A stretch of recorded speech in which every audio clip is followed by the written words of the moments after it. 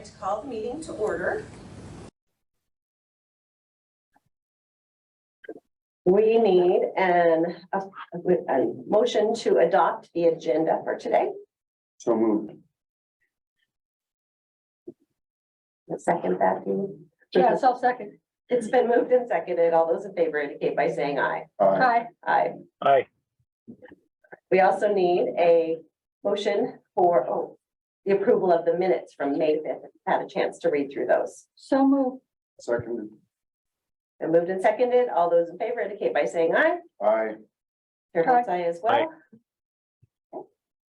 And now this is an opportunity for the public to comment on any public matter that is not on the agenda of the meeting and is within the jurisdiction of the Teachers Retirement Board. However, the board may not take action on any issues raised unless it's included on the agenda and public comment has been allowed. If issues are raised that would require board action, the issue would need to be included on the agenda for a future meeting. Public matter does not include disability applications or contested cases and other adjudicated proceedings. We have a couple public today, so thank you for coming. Marilyn?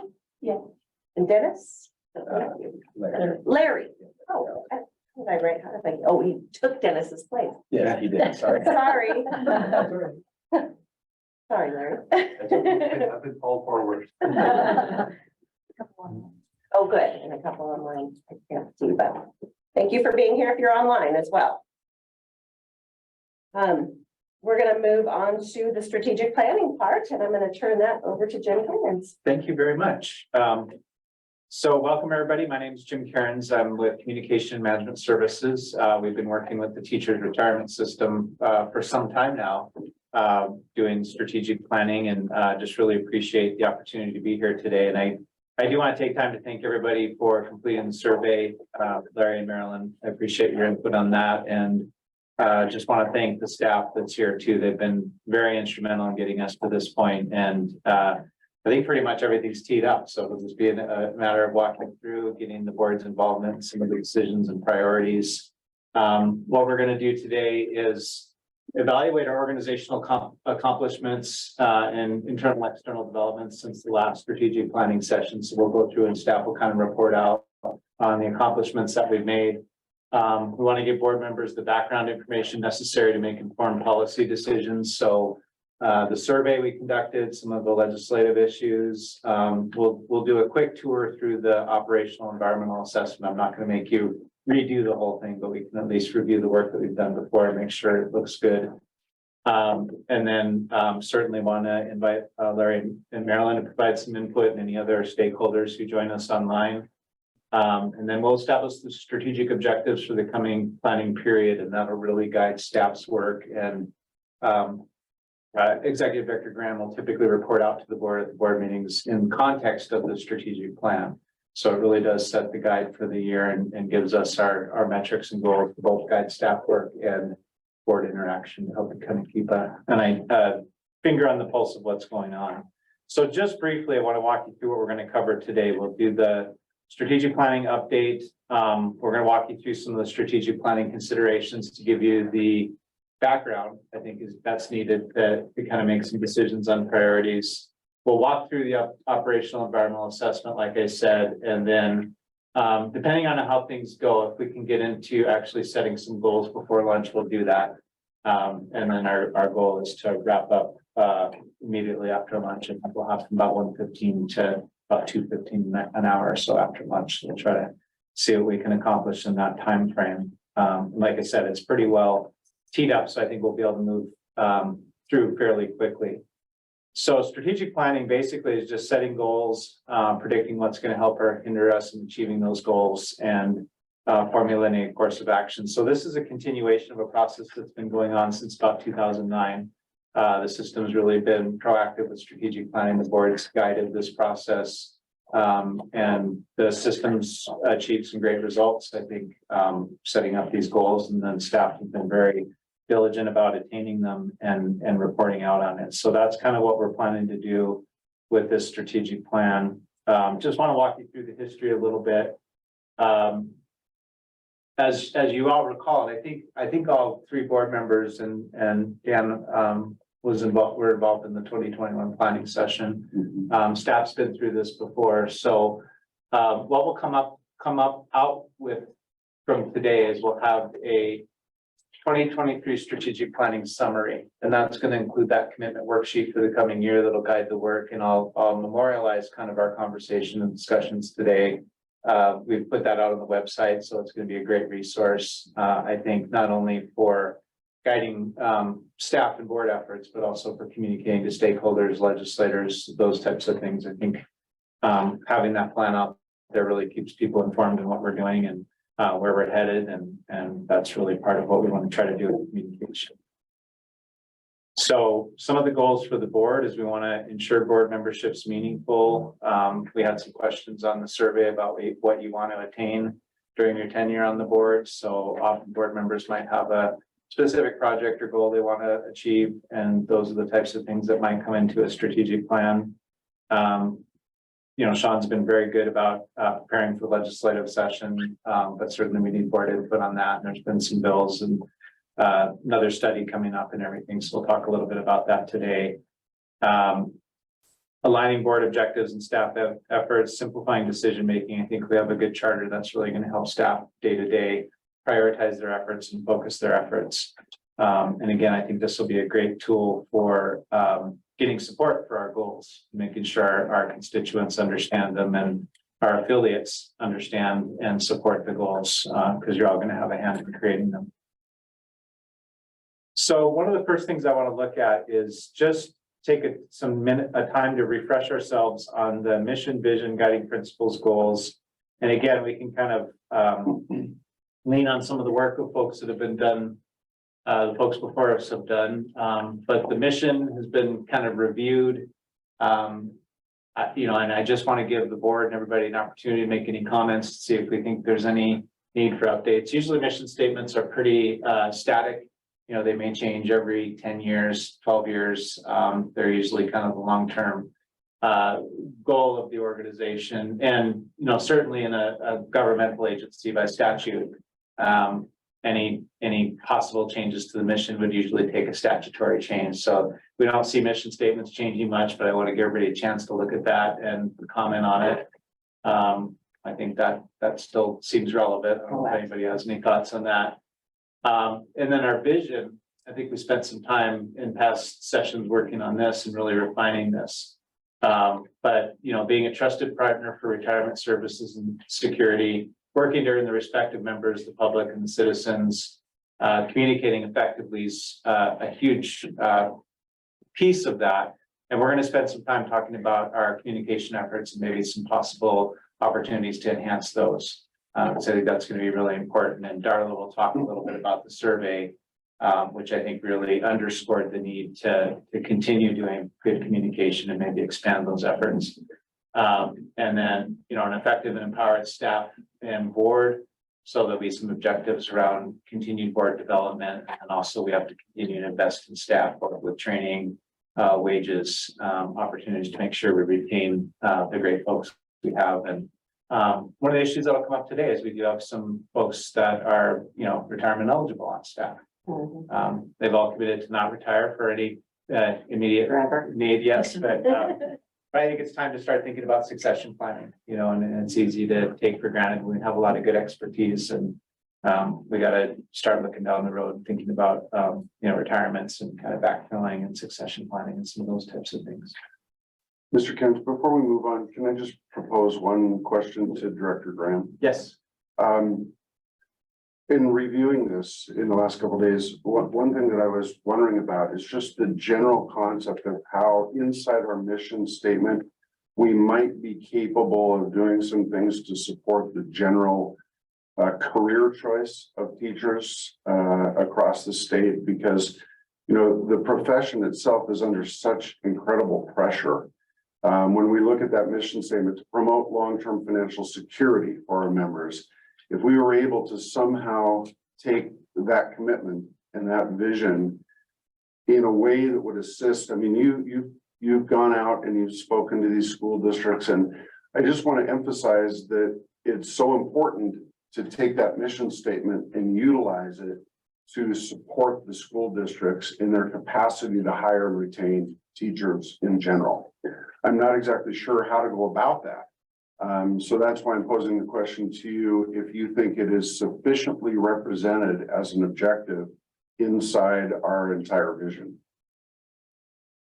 So I think in the promoting long-term financial security of our membership, I think is part of that. And certainly we have specific objectives that speak to meeting with those organizations, whether it's some school superintendents or MFPE's annual conference. I mean, to me, I think it's covered by that mission statement. I think that is part of promoting their financial security, making sure they understand the retirement system they have.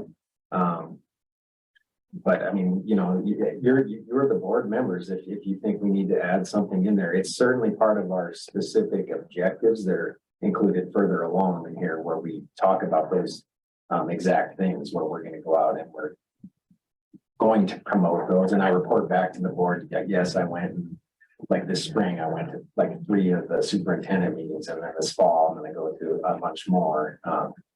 So I don't know. I don't know if it needs anything more. It's up to the board to discuss that. Well, I bring it up just because I want it to be top of mind in all of our awareness.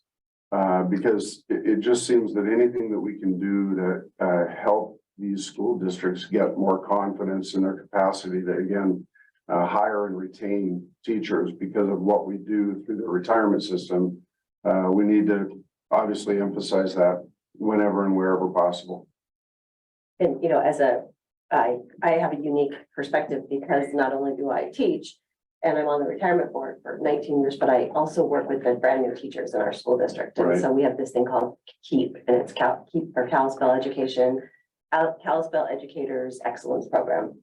And so we grab them right away and we use that TRS 101, Darla, that is, I mean, I don't show the video, but I share it with them. And you need to familiarize yourself with this because for a lot of the brand new teachers, when they look at how much money comes out of their paycheck every month and what their paycheck looks like, it's hard for them to swallow that they're going to get this 30 years down the road. Right. And, I just talk continuously about the fact that before long, you realize its value and it doesn't take long. And I, again, I'm speaking just from experience and I'm not speaking on behalf of the board, but I say things like, all of a sudden you realize that, yes, you put all of this money aside, but you have invested in your future and your school district has invested in your future and you have very, long-term stability. And some people like that. That's why a lot of teachers get into the business is because you have healthcare, you have retirement, you have those things. And others who don't like that are the ones who really don't stay with it. Mhm. And it's interesting to see that perspective from my point of view, because I work with both ends of the spectrum. Well, and I think the process that you're undergoing there is exactly what we need, and not to disrupt us too much and let you get back to what you're doing. But first of all, I want to thank you for doing that. And I'm wondering, in your estimation, if you were to try and evaluate what percentage of new teachers have even the opportunity to have a discussion with an experienced professional like yourself that gives them that point of view, what would you say? Oh, I know that Missoula has a great program and we have a great program. Billings doesn't even have a great mentoring and induction program. I mean, and they're the biggest school district in the state. It's something that we hope to expand upon. Like we've been asked, we have actually gone to Illinois, we've gone to other places to show what we do. But it's just another thing that school districts, we're teaching, we're in the trenches. We're not like, I'm not paid outside of that, Right. so. Right. Oh, really? You're not? I always was. And then we do, TRS does both in person as well as webinars Yeah. for both the TRS 101, which is designed for early to mid-career teachers, so for new hires to mid-career, and then the Ready Set Retire, and both of those are both done in person or via webinar. And our webinars have actually been very well attended the last couple of years. We have a lot of people signed up for those. It's good to know. And I think the chairman made a valid statement. I think that we as TRS board members need to promote that through your meetings that you have with the superintendents and ask them point blank, do you have a mentoring program? I mean, that's part of who we are. More than just having them sign the forms for TRS and Right. all of those things, Right. but to say, you know, could you forward this email, or not email, forward this PowerPoint? Yes, You know, it's simple and they can watch it at any time. And honestly, that first year, they're just, phew. The Yeah. second year is when I catch them. And then they said, why didn't you tell us that the first year? They did, but you don't remember that because you're overwhelmed. Right. And it's true. You know, we all been there, so, Okay. all right, Thank you. good point though. And like, you know, Executive Director Graham said, we have a lot of objectives in there that speak to that, but there may be some value as we go through those objectives and maybe explicitly stating that, you know, that outcome or the objective is to promote the system as a benefit to help school districts attract and retain Yes. teachers. Yeah. So I think that may be some language because the objectives are in there, so maybe we can just work that into the language, so we have clearly one of our outcomes. Mhm. Okay, Thank you. excellent, thank you very much. And then our guiding principles, again, I think are pretty longstanding. I don't know if there's gonna be need to change any of those, but I just wanted to refresh everybody on those, give anybody a chance to comment, should we want to. Some guiding principles, so that's all pretty good. And then I want to go through our existing organizational goals, and I'm not going to spend a lot of time on the objectives in this section of the primer. Simply because we're going to go through those goals in detail later today. But basically, we've got kind of three overarching goals. To maintain a sound, actuarially sound qualified retirement plan in compliance with the Constitution, state and federal laws. Sustain a high performance work culture and service excellence through staff and board development, innovative leadership and management strategies, and expansion of organization capacity. That's a very broad goal. That's a huge umbrella. There's a lot of things that fit under that. And then our third kind of overarching goal is to continue and expand our communication outreach efforts, which speak directly to what Dan was just talking about. Yeah. So the goals can kind of be an iterative process. I mean, I think we've stuck with those goals for quite a few cycles. I mean, I think at least probably the last two planning cycles, everything's fit under those goals. But defining or revising the goals can be an iterative process. We may come forward and say, like, if your idea wasn't covered by one of the goals, we may say, oh, we might need a new goal. Or we may come to the table with a goal and need to fill in the objectives. So as we go through today, if we start coming up with a lot of objectives that don't seem to fit in one of these three goals, we can go back and revisit the goals. I think that's kind of one of the reasons that goal 2 kind of broadened a little bit, is we wanted to try to keep our goals limited in number, which is very wise in strategic planning, you know, and then the objectives under it, same thing. I mean, we don't want to have 300 things that we say we're going to do. It's better to have a manageable list of things and get them done than to have a huge pie in the sky strategic plan and a bunch of goals we don't accomplish. So I think we've worked very hard to keep the goals limited in number. And then when we get to the summary that we're going to post on the website and revising this plan, I just wanted to point out that, you know, this section where we kind of list the goals and objectives, some of these objectives are kind of overarching and long-standing. So like the objective under maintaining the plan to proactively address legislative initiatives, that's kind of our standing goal. Now, each 2 years, that may change what that looks like. So this time we're going to talk about SJ4. So how that goal actually manifests on the commitment worksheet may change a little bit due to the specifics of that year, that 2-year period. But that's probably something we're always going to be doing. I mean, we're always going to be proactively addressing legislative issues. So that objective is going to be on there. And then there's going to be some other objectives in the kind of main part of the plan that are just ongoing, like providing the comprehensive annual financial report. That's something we're always going to have to do. It's a recurring task, so it probably doesn't need to be on the commitment worksheet, but it is an objective we want to be aware of. And there's a few other things we're going to go through today that as we set objectives, we need to be aware of. For example, IRS regulations and requirements are going to pop up. We may not have those on our commitment worksheet, but I want the board to be aware of them because we got to know the staff's got to be working on those things. So it's a capacity issue. Some of these standing responsibilities and things that are always going to be coming up. may not necessarily need to be on the commitment worksheet, but we need to consider them because there's going to be those ongoing We responsibilities. know Denise is on top of that, but she, unless it's pressing right now, it's just things that come up. Takes all of us to be on top of it, to be perfectly honest with you. The last few years have been quite a lot. Yeah, so it's really a balancing act with the strategic plan because, there's a tendency to want to put everything we do on the strategic plan. Then there's other approaches to planning where we just put the things that are, specific to that period or that year. And TRS has kind of tried to find a balance where we're at least being cognizant of all the other things that are going on, but then really focusing on, okay, understanding that staff has to do those things. What other goals and objectives do we want to achieve during this period? So that's kind of what we're doing with the goals. So we can come back and revisit those if we want to go through that. So the main thing we want to do today is really just to set the stage for the planning is report out on some of our accomplishments from the past year. And we'll just walk through that fairly briefly. That's in the primer. And we kind of marked up some of the things we do. So I'll just kind of walk us through this or facilitate it, but I'd like staff to just jump in or Sean jump in, report out on these, any of these. The periodic tax qualification reviews, I think that's pretty standard. That's going to happen every 5 years. So again, it's maybe not something that's unique to this biennial period, but I think it's a pretty significant effort. So we'd like to list that on the plan. We want to talk a little bit about SJ4. Sean, I don't know if you want to talk about kind of our strategy for that. I think it's going to be very similar to previous studies, just being responsive and providing information.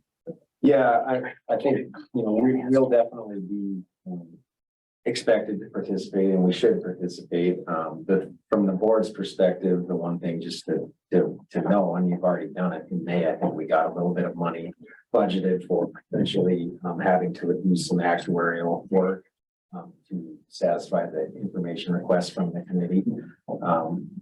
But I don't know for sure where that committee will go with this. I mean, it's kind of wide open. I don't know if they're going to want to really dive into plan design changes and study them, or if they're going to be more interested in monitoring how the layered amortization is working, because they did pass that for the safety systems, where they're going to actually be using layered amortization. It's going to be awfully early to tell how that works in year 1 and year 2. But certainly as that continues to mature, there may be conversations surrounding that. Either way, for our part, I think it's more about participating, making sure they understand what our system actually does. It's not a real rich plan. It's a 1.5% GABA after you've been retired for at least 3 years. And so I just sort of status quo for me. I mean, go to the committees and participate, answer their questions, provide information ahead of time. Sean, who are the committee members on SJ4? So they have not decided that yet. There'll be, it's a combination of SABA membership and then some LFC membership. And they haven't even actually voted to conduct the study yet. It's one of the studies they have to prioritize and decide it's one they're going to do. And I'm sure they will, but they'll do that at their next meeting, which is in September. Will you weigh in on that? I can't really vote for them, but it's. Will you weigh in on it? You can't vote, but I'm planning to watch the meeting. I don't know that it's normal for us to go up and say we think you should study or shouldn't study. I don't know that I've ever done that. no, I don't think that would be the thing is the people on the SABA and LFC who are most informed about should be the members on that committee. I mean, we should weigh in on that, I think. As to who is on the. Yes, yes, Oh, okay. yeah. If they study it. Yeah, I don't know. That could get a little tricky. I don't necessarily disagree with you, but it could be a little tricky to do that without offending some other. Yeah. I know Thank if you I don't want to. But I won't say it out loud. Yeah, because then they'll be on the committee. and they'll- Or will I ever say that? No. When you approach them and just say, you would have been my second choice. So, we'll monitor closely and then work with whoever is appointed. Yeah. I did ask Denise to, give us a copy of SJ4, so we, Okay. Great. so, thank you. Yeah, thank you, Sean. The other one is, again, it's something that's gonna happen every 5 years, but it's the experience study. So that the last study is completed, the next study is gonna be down the road a little bit, so that may not necessarily be something we need to include on the, this biennial commitment worksheet, but we wanna keep it on our radar. There's a few opportunities, I think, possibly to consolidate or combine some of our IT objectives, our business process objectives. We've got a number of them that relate to, it's just going to be an ongoing process of identifying IT enhancements, cataloging them, costing them out, doing cost benefit analysis, doing the metrics. That'll keep John happy and back there. So I really think that's going to be an ongoing effort, and we've got some specific kind of IT things we're going to be doing. And I think some of those IT efforts build on each other. We've got to have the responsive web page before we can move to some of the online applications and everything. So there is a logical kind of sequence of events that need to happen. But I also think a lot of those IT efforts come with a pretty big price tag or pretty big budget impacts. We want to keep the board engaged and involved in prioritizing some of those things. And I think with the IT, it comes down to I can't remember how we phrased it in the past, but there may not necessarily be an efficiency return on investment, but there would be a member convenience and a member support return on investment. So that analysis isn't always just going to be numeric cost benefit. We're also going to be looking at benefits to members. So we'll look at those. So the enhancement planning, the budgeting, the metrics, we may look at trying to combine those just in an effort of consolidating and reducing the number of objectives.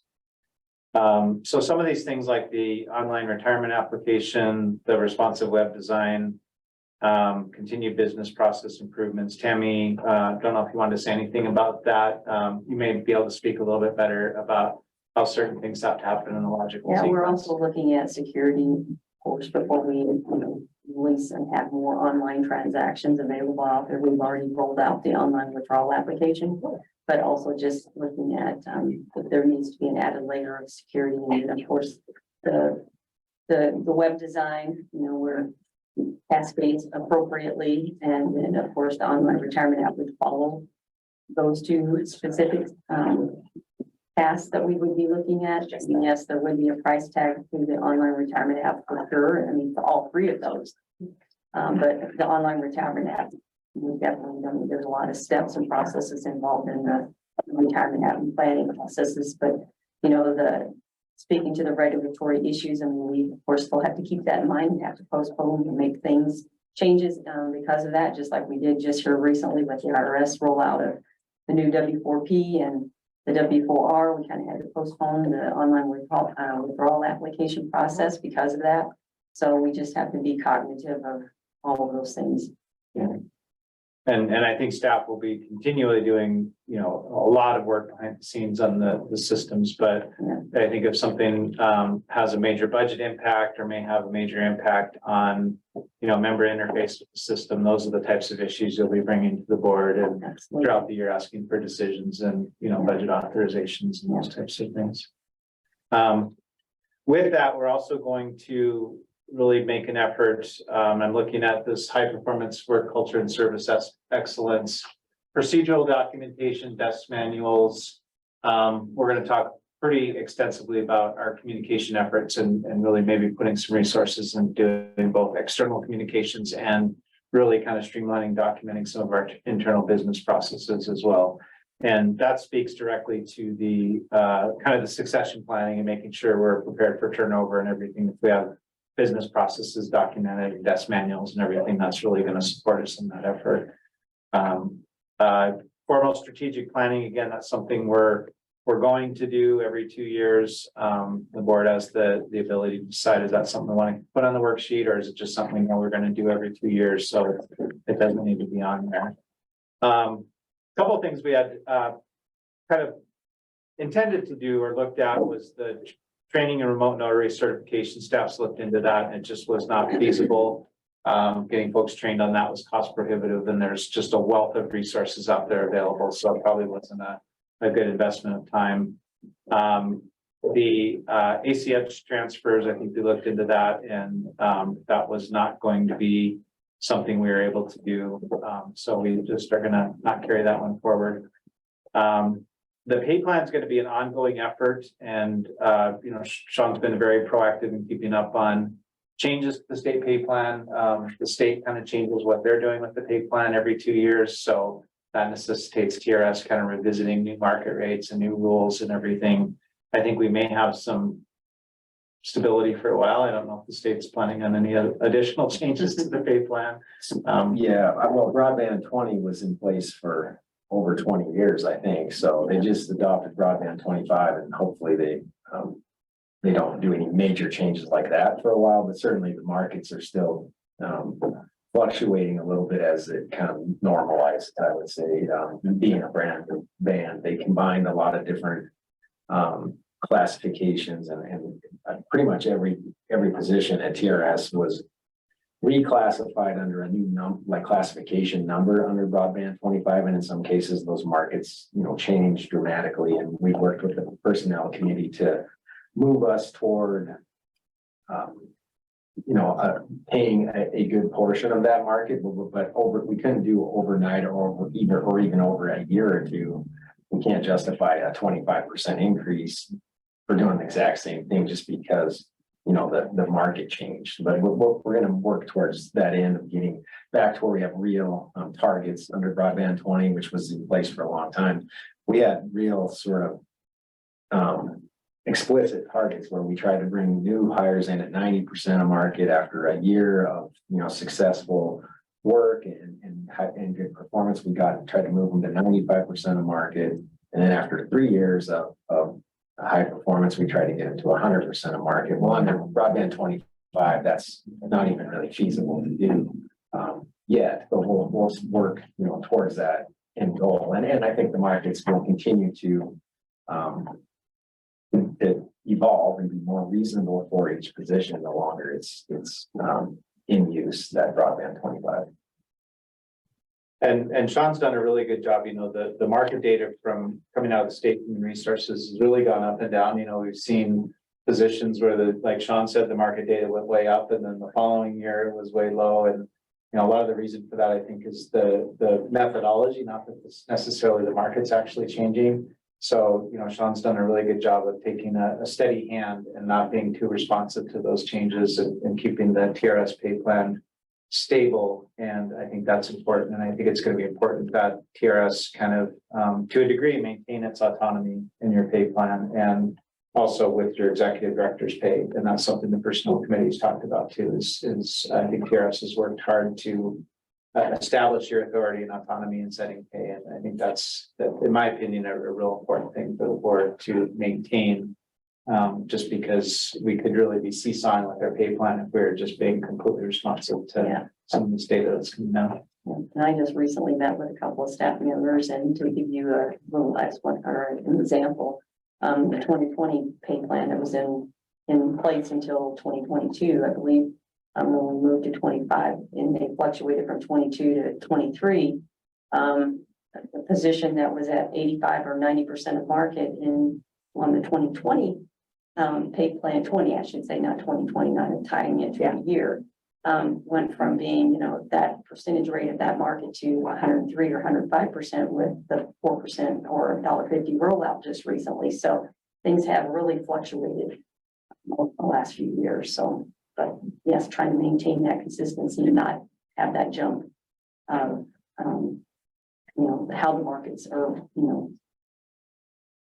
just basically being kind of more steady and actually not. That's why we've always, as the board has always looked, you know, we've done a study every 4 years and looked back at the market for 2 years in the past and just kind of keep it level and not fluctuate as much. So You guys have done a very good job with that, and I hope that on behalf of myself and probably most of the board members, Yeah.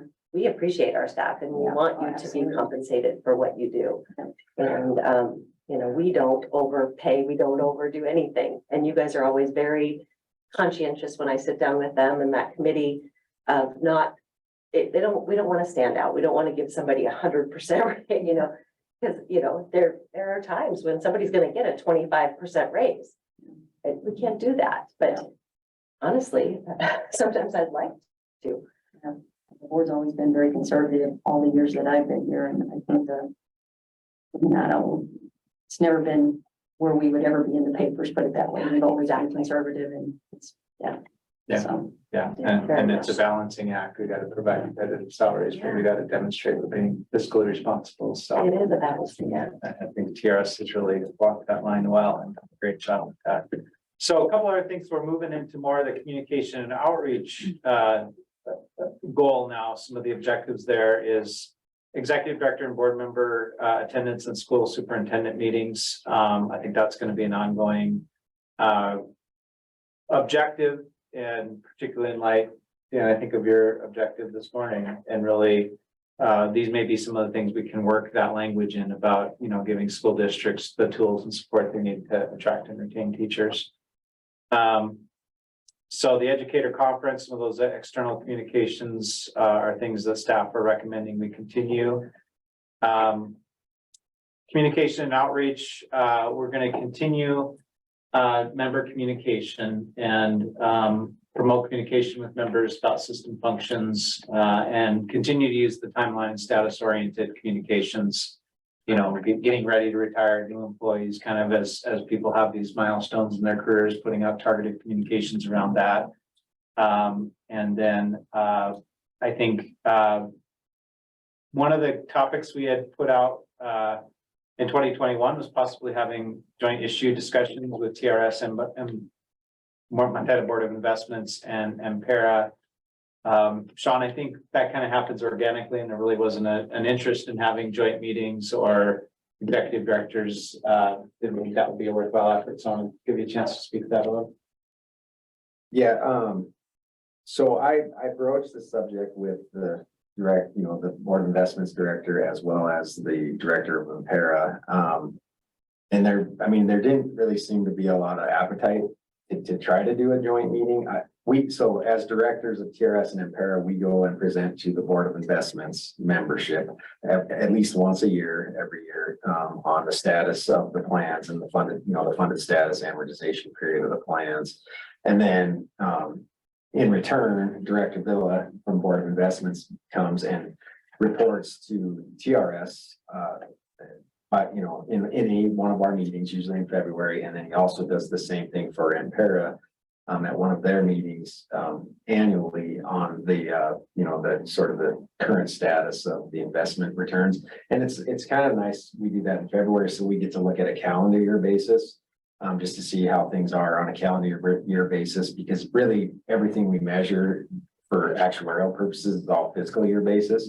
So we kind of get like a little bit of a sneak peek at what things might look like come June by having that meeting with Dan in February.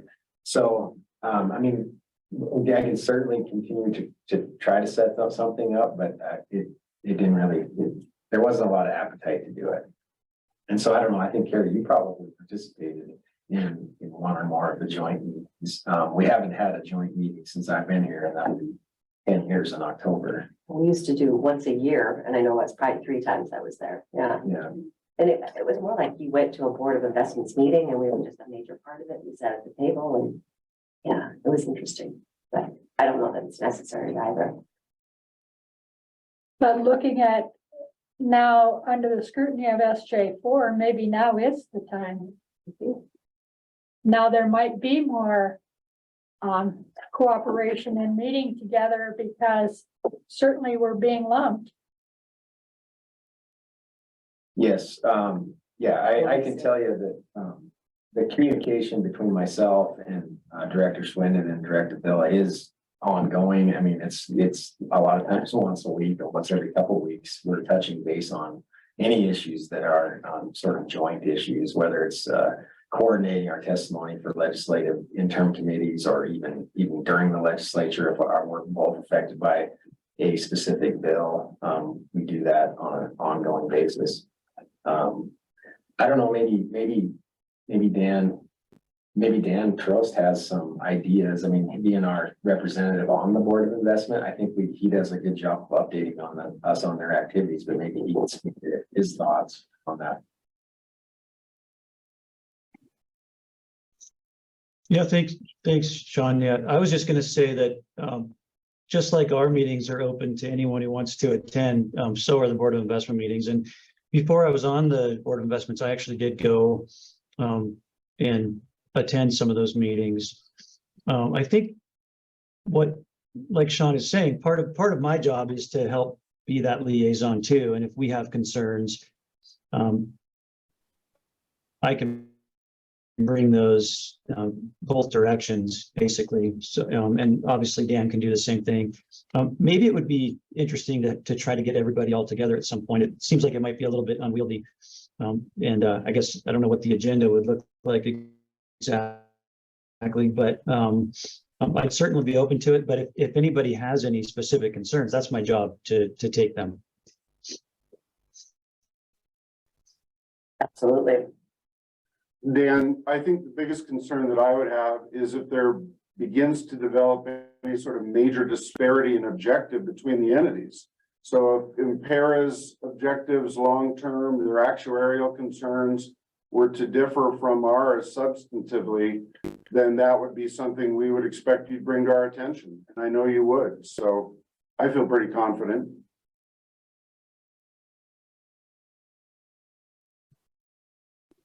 Okay, that sounds great. Yeah, So I think that's a great.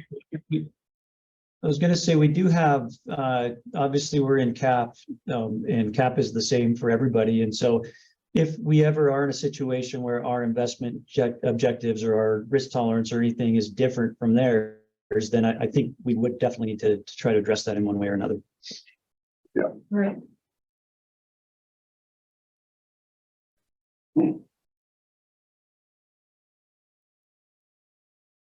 So we'll just, won't necessarily be an objective on the worksheet, but we'll rely on the directors and Dan to provide that cross-agency communication. And then if the need does arise, we'll rely on one of those parties to bring that to the board's attention. Okay. One of our other communication outreach, and this was really specific, I think, to the 2021 session, was to research some specific retirement options. We had some, real specific issues, working retirees, phase retirement. So I think that's been completed. And, what we did there will be similar to what Sean talked about doing with SJ4. We just really don't know what the issues are yet, but we'll just stay on top of it. So we should be able to eliminate that objective. Other than, so those working retiree changes do sunset in 2027. So for the next 2-year period, we probably won't deal with it directly because the 25 session, there should be no change. But the following session in 27, they'll sunset. And going into that 27 session, we may want to, based on how things go with those changes, we may want to recommend that they continue as is, or we may want to modify them, but we'll certainly monitor that and discuss it at great length, both as a board as well as with our stakeholders. So that'll probably show up again in that next one. Yep. 2 years from now. Perfect. Okay. Okay, so that's our report out on the accomplishments from the 2021, 2022 worksheet. Did anybody have anything else we wanted to note, or any other major kind of accomplishments or developments during that period? We covered everything. Okay, excellent. So most of you are familiar with kind of our governing laws and policies. This was in the primer, so I'm not going to spend much time going over that, but certainly I think we're seeing, Sean, the system kind of continuing to grow. Is that right? I mean, these numbers looked a little bit higher as far as the, economic activity that the system stimulates and the benefits, the members. Are we seeing any major growth or any trends there that are significant? I would say it's been steady, over the 10-year period, our active membership has grown slightly each year. And of course, the actuaries assume no growth. And then our retirees, the number of our retirees, as well as the total benefit amount has grown at about 3% per year. So there's nothing anomalous about this year or this update, but it's just been steady and trending the way it has for quite some time. Great. It does continue to get a little bit bigger every year, both from on the active side and the retired side. And continues to be a huge part of our economy, the benefits and the money that's being infused in Montana. And I think that's going to be an ongoing important talking point too, as we talk to, policymakers and decision makers. This is not only benefiting, members and retired members, but it's benefiting communities and the economy in general. I don't think we can overemphasize those points either, they are just awesome. Yeah. So, and again, I'm not going to spend time going through the policies, MCA, but just want to make sure everybody's aware of those, and they'll certainly set the sideboards for our strategic planning. And if we come up with anything that may go outside those, I suspect Denise will bring that to our attention, so we don't have to worry about getting too far afield from those. But it's really important that we keep those governing documents in mind as we go through the planning. So a couple of things we wanted to make the board aware of before we kind of get into reviewing our operational and environmental assessment is federal regulatory issues. And again, I think this is more of a capacity issue. I don't know that we have any specific objectives coming out of this, but we wanted to keep the board apprised that there is a lot of work going on behind the scenes, Secure Act 2.0, some new withholding reporting, minimum distribution changes. I think those are going to impact capacity more than anything else. Sean, I don't know if there's anything specific the board needs to be. So I think we wanted to specifically call those things out related to Secure 2.0 because we actually have done all of that over the last year and a half.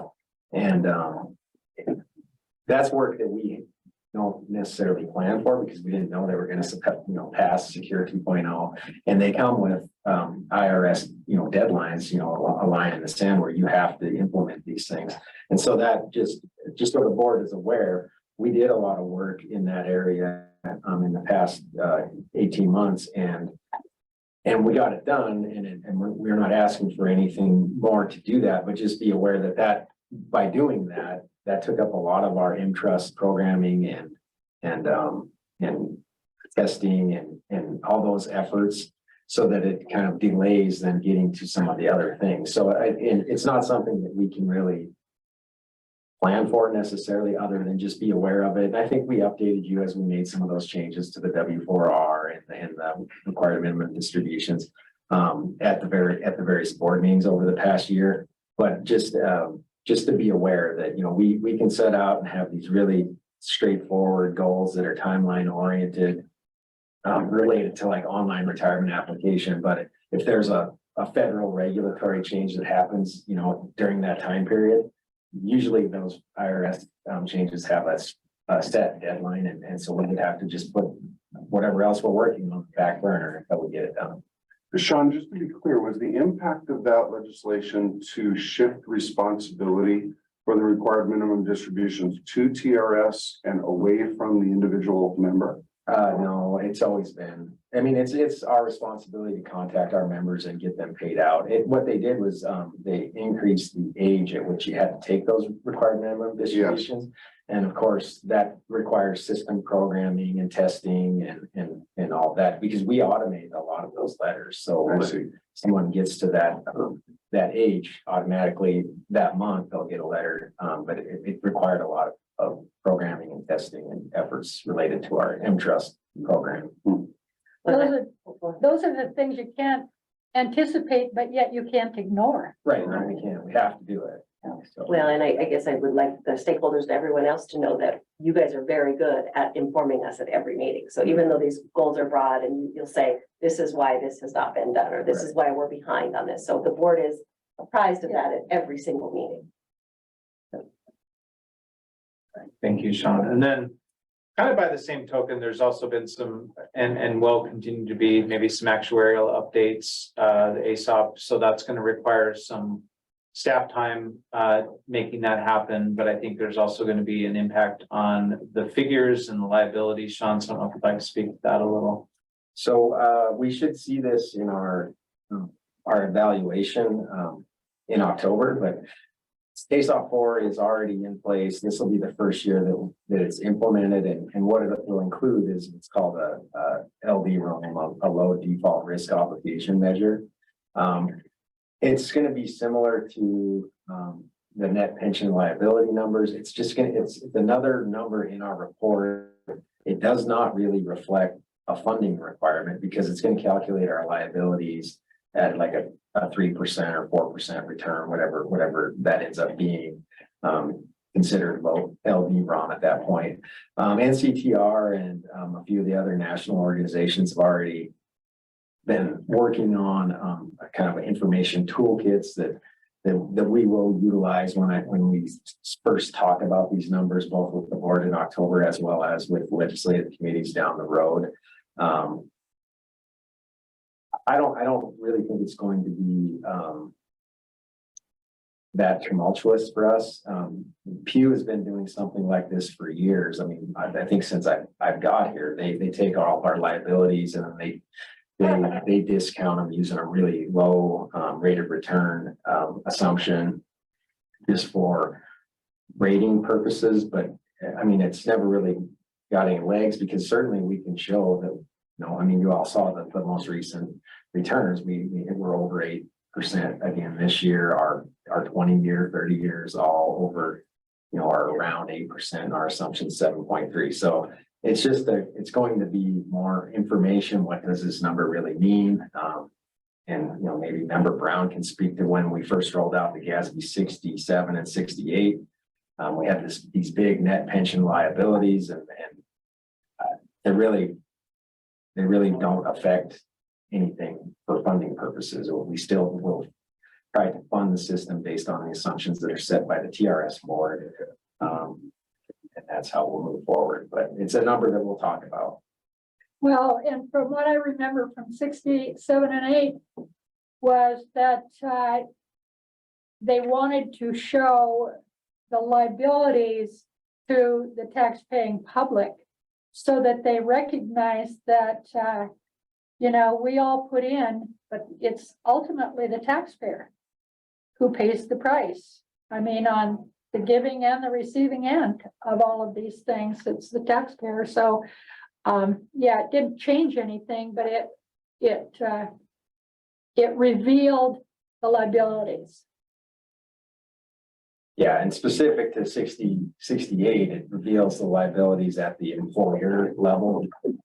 Sort of, I mean, it's a calculated proportionate share of the overall liabilities. So any given school district can look and see, we actually provide them those reports. That's their calculated net pension liability. LD-ROM is a system, it's a system-wide number. So in our valuations, we have what is our amortization period in our funded status with a 1% lower rate of return assumption or a 1% higher rate of return assumption. It'll be similar to that, but it'll be at a 3% lower rate of return assumption. So it's going to, the liabilities will obviously be much higher using that rate of return assumption, but I think it's just going to be more of explaining what that numbers tend to do, and also that it's not meant for making funding decisions, because we're not invested in a portfolio that's only going to return 3%.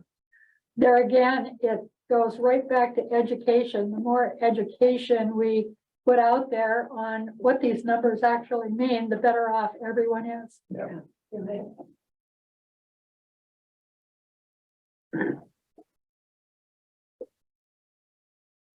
Excellent. Okay. And I think I appreciate that, because I think that's something we're going to talk about later too, is the communication efforts. Yeah. And everything seems to be building to that being more and more important. So that's. Charlotte, we can 2 of you. So a statute to allow cloning will be Right. one of our Yeah. legislative objectives. Okay. So, and then I think we've, the board's been kept up to date pretty well on the state legislation and regulatory issues. So, I don't know how much time we want to spend on this, Sean, or if you want to just take us on a quick tour through some of the bills and what they mean. I think we talked about SJ4. I don't know if there's much we need to say about HB 117, 135, and SB 18. I think I would agree with that statement. Certainly, the board is well aware of what we did for working retirees as well as our housekeeping bill. Senate Bill 18 was just a benefit policy statement that Senator Cuff brought forward, which is real similar to our funding and benefits policy anyway, and the board's been updated on that. SJ4, Denise brought us copies of SJ4. That's going to be the major interim study, provided that SAB votes to conduct that SAD study. I already mentioned the recent change to the layered amortization in the public safety systems. That this will be the first year of that, and we'll want to monitor that fairly closely the next 2 to 4, even 6 years out. I think that that's going to work really well, and it's going to look really smooth. Unless or until we have a year where our rate, our actual market return is below the assumed rate of return. But I guess, that remains to be seen. So yeah, I think as far as the most recent legislative session, I think the board has been kept apprised of everything that affects TRS pretty well. We do have, as one of our business items later in the meeting, some policy changes that are required as a result of some legislation related to public information, and we'll talk more about that later. Perfect. Okay, sounds good. And Sean already covered the layered amortization earlier, and then the last bullet there, Sean just mentioned, we'll cover that later today about the revising the public information process policy. Denise will walk you through that. Couple things we want to review too. You all had the opportunity to go through the stakeholder survey. Again, want to thank all the folks that participated. We got some great information. It's in your packets. I believe most of you have had an opportunity to kind of review some of the survey results. You can see the questions we asked, significant opportunities, potential risks, other trends or issues. So we're going to go through an exercise today and kind of revise those. And the themes from the stakeholder survey certainly underscore, echo what Dan said, the need to recruit and retain teachers, continuing or enhancing communication to members, promoting the system, the need to keep up with inflation. I want to just maybe at this point to invite Marilyn or Larry, if you had any additional thoughts around those questions. I know you both filled out the survey and that information has been provided to the board, but just wanted to give you an opportunity if there's anything you wanted to say, from your organization's perspective, things you really want to make sure that the board considers today. Well, I appreciate in the past, Sean has done a really great job visiting the area superintendent meetings, regionally held throughout the state on a monthly basis, and he's been there annually to answer questions, at least in the Northeast, which is where I was from. And that was very key for us to keep up on what's going on, give a face-to-face with Sean, and ask critical questions if we haven't at that time. As we move forward, just continue to make the process more efficient and more effective. Being a current retiree in my first month or a couple of weeks, I appreciated it greatly going through the process and the adequate help that I got from the staff here. It was very nice. It was very cordial, and it was very professional. It was very good, Sean. Thank you. Good to know. Thank you. Well, and from Montana retired educators, I just want to express we're appreciative of all that TRS does for the retirees. The one question I had, and I put it in the one, our members still seem to think that the retirement benefits are going to kind of dwindle. and that's a big concern. And that needs to be, you need to start educating them, because our Constitution says once given cannot be taken away, and the courts have said that also. So, and you have a few people that start that, and it kind of goes like wildfire. Oh, yeah. To the group, even though I keep telling them, when you retired, you signed a contract. Honestly, when you sign your employment contract, so we're pretty, it's the same thing with newer teachers. They don't believe that Social Security is going to be there. They don't believe that our retirement is going to be there. And the minute you sign that contract in this state, it has been upheld many, many times. So, yep. Okay. And then some of the other themes I think we saw in the survey, certainly a lot of concern about, recruiting and retaining people and, maybe trying to reach out to those new grads right out of college, which we've already talked about, difficulty in finding teachers. One of the other things that came up was a concern about the trend to privatize education, charter schools. I don't know if we think that will be a threat to TRS or something we need to be concerned about, but that was certainly brought up in the survey. And then, again, just misunderstanding. I saw one of the comments, some members are wondering why PR gets a 3% GABA and TRS only offers 1.5. So I think, again, it's just, everything seems to be underlying the need to do more communication and outreach. And then certainly, I think a concern about, kind of the trend towards DC versus DB and people strongly supporting the DB plan. So there's certainly good support, I think, among the affiliate organizations, good participation, and I think that's certainly one of the strengths of TRS that we're going to continue to see as we move through. The other thing we did in preparing for the session and provided to you was the staff survey. So we asked staff to participate in a survey, got a good response, and really wanted to get the staff's input on what they felt the strengths were, weaknesses or processes we can improve, opportunities to better serve customers. So, I think staff recognizes and TRS has a strong culture of customer service and customer service excellence. And staff recognize that, staff appreciate that. And I think we're attracting the right kind of people with that culture. People who are really dedicated to customer service. Staff have echoed and really underscored the need to improve and document our business processes. And then there was some comments about it, evaluating internal staffing and office coverage. I think with that too, we, as we think about succession planning and stuff, there's certain limitations in government. You can't double fill positions and do some of those things we normally do to succession plan for key positions. So we may have to be a little more creative in doing that and getting some of those types of things through. But that's irrelevant, given that none of them will ever retire. Right, exactly. That's that contract they signed, right? Yeah. Get that in there. Never retire. But staff is, TRS is a lean organization. So that's great. That's good for members and efficiency, but it also provides some limitations with things like coverage and succession planning and cross training. So that's going to be an issue, I think, or an effort we need to make. I think documenting the business processes is going to go a long way, but there needs to be some of that face-to-face interaction and training. So it's going to be, I think, a challenge to do that succession planning and get people trained, but we are going to make an effort.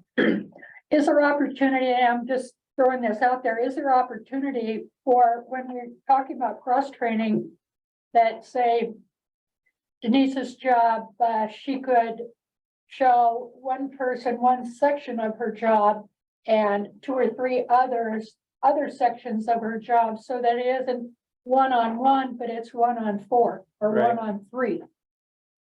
Is that possible?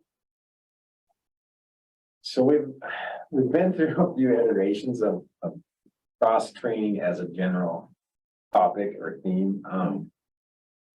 And I guess what we've been trying to do more recently, the last 4 to 6 years, is to make sure in each functional group, so active membership group or retired membership group or the accounting unit, that they have cross training within that group to be able to provide coverage when somebody's out for an extended period of time. At one point earlier on, when I got to TRS, we had there was an expectation that people that maybe were at the front desk as a receptionist or even as potentially as a benefit specialist would be able to answer pretty much any question. And that really is not, it's not realistic, and it actually opens us up for more risk than it helps us. So we have purposely moved away from that, and we We've got, Tammy updates every time we hire someone new or somebody leaves. We have a staff responsibility and roles, a document that very clearly says these are the areas covered by this person or this group. And as those questions come in, whether they're over the phone or via email or in-person walk-ins, that's how our staff is supposed to direct those inquiries. So yeah, we're all for cross-training. I'm not necessarily, there's some level of cross-training that can be done and can be helpful between accounting and active and accounting and retired, or active and retired. But the expectation that any one of them could just step in and do, or should even do all of their job is just not realistic. No. It also occurs to me that just looking at the people in this room, Denise may be a bad example, because nobody else has a law degree. Tammy and Darla and John all have very, very specific tasks that they do, and trying to utilize cross-training with their efforts is probably challenging, which is a vulnerability, Right. but I don't know how you solve it. Yeah, I thought Denise is probably the biggest outlier, because you would need somebody that has a law degree to come in and fill her role. Sure. Certainly, we can do, and we do some level of this, have people that maybe they're not necessarily going to be the next Tammy, but they can be trained to do some of those tasks like the active desk. And we've already rolled out subject matter expert testing related to M-Trust, to where some of that load has been dispersed a little bit. Not saying that Tammy doesn't still have a very critical role in M-Trust, but we're purposely trying to prepare people to take on bigger pieces of that as we move forward. And also, forgive me for excluding you, Nolan, you're obviously indispensable. Well, Tammy, I would think you would be the one who probably knows the most about all the different positions. I've had the pleasure of being here since, there was 10 folks, 10 folks as employees for TRS, and I've wore multiple hats. So I know a lot of things and have been part of a lot of things. And so that's going to be unique. You'll probably never have that circumstance ever happen again, because of the size of the organization and how things are, segregated more so now. But I do have the capability, like Sean said, we are looking at trying to roll things out more to those subject matter experts and having them be more involved in M-Trust, not necessarily at the forefront as far as I should say at the forefront as far as initial testing and logging bugs and things along those lines, but ultimately rolling it into production right now. They're a step back from that or kept separate from that process, just because of the fact you have to have someone that is a application management type person that understands whether this issue truly is an issue, and is it something that TRS wants to spend the money on to enhance the system for something that maybe is only one problem or one issue, that's something that can be handled manually. So, you're going to need that, whether it be me in that role. Obviously, I'm not going to be here forever, or somebody in the IT department, whether it's, John or Rex or who takes over, actually. And right now we have a contractor that actually is heavily involved in looking at JIRA, which is our system that we use for the requirements and testing and the whole 9 yards. Someone will have to assume that role. I know a lot about it, but I don't know. I haven't spent the detailed time that she has, and ultimately someone's going to have to do that as well. So yes, it's going to be a challenge, I think. Yeah. But I think it's important, Sean, just like you said, to have at least a knowledge of what jobs everyone does so that you can be directed. It's kind of like you don't have to know the answer to the question, but you know who to go to for the answer. Right. Yeah. And we've been doing a lot of that, like Sean said, between each respective, team. They're trying to cross-train to make sure that you may have a benefit specialist, or benefit tech, benefit specialist, and a benefit supervisor. You want them to have a kind of a general knowledge of what all three of those positions are doing. So, yeah. And there were also in the staff survey, I think, some really constructive kind of, I'd say almost operational or procedural type of recommendations that I think Sean and Tammy are aware of, and the survey will maybe provide some help in addressing some of those issues as well. So very, very nice input from staff as well. And then we want to look at TRS leadership issues. So one of the things I did, and staff were very helpful in preparing for today, is we did meet and kind of try to tee up some recommendations and some things vetted through leadership that the staff's going to recommend that we do for this coming 2-year period. And as we led up to and everything's built up to this point, is a lot of this is going to have to do with communication. So I'll kind of overview it and then I'll ask Sean and Darla to jump in. But basically, you know, the ongoing forms document web content is going to be regular and pretty time intensive. So, you know, I think that's one of the options we're facing at a crossroads is, you know, one option is to focus the communications manager on plan document creation, maintenance, web contact, etc. And then maybe outsourcing technical writing, business analysis, web development functions.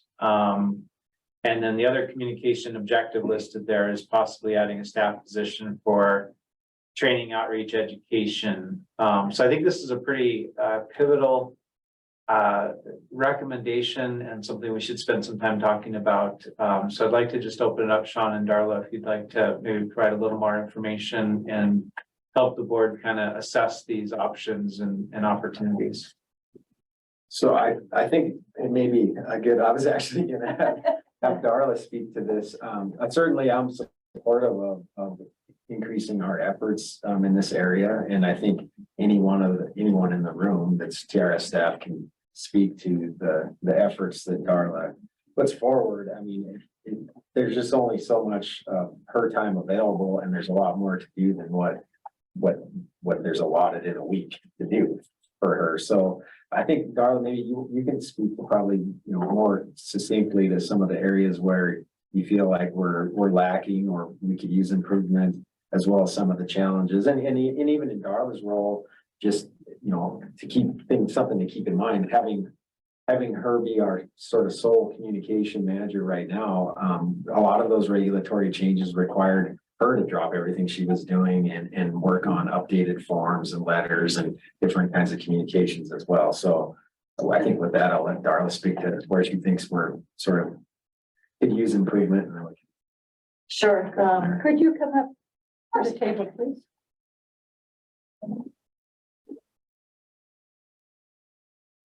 So I think when people hear communications, they might immediately think of communicating out to our members and to our employers and on the website and things that are public, but there's a lot of internal things to be done, whether it's, you know, the documenting. I originally came as a contractor and was building the online help for the Entrust system, which involved a lot of involvement in the chat sessions for that and the user interface. And so that's been sort of a piece of my role going forward. But forms, documents, and web content, there's just a lot that needs to be done. It's an absolute requirement for our plan. And like Sean said, when I don't have the time to do it all, you fall behind, and that causes me anxiety. When I know there's things that have to be, should be done better, you know, things we've let fall by the wayside, whether it's an employer manual is one that always comes to my mind, because that's something that needs to be updated and has needed to be updated for quite a while. So we do our best. We send out memos to the employers and we do webinars and in-person presentations, but there's just a lot more to it. The outreach part speaks for itself. I think it's come up many times already. So I think that helps explain why the job may be bigger than what people who aren't in here every day envision. Everyone has a very busy job. And so the idea of cross-training or even offloading, Sean and I have talked about what things can I offload. It's just everybody is so busy. We have like Jim said, we have a very lean staff, so it's really hard to just give work to somebody else. What do you need from us? I think just considering these recommendations and looking back, I truly cannot believe we got along as long as we did without a communications director. And when she came aboard, I mean, really, we started to see just amazing things happen. I mean, the whole entire website changed and, there's so many things you've done. You've done amazing things. I absolutely support adding a position and someone that you can train to do the right, to do what you do, what you need them to do. I absolutely support that. So sorry to say. I have a couple of questions and a couple of comments. First, forgive the poor analogy, but my wife serves as the president of the Thrift House in Whitefish, which is it's a thrift house for the Optimist organization. And for 30 years, they operated just on a volunteer basis. Last year, she became the director and she encouraged them to hire a manager. Their revenues doubled in 12 months. Their net revenues doubled in 12 months. So just an idea about how staffing can benefit productivity.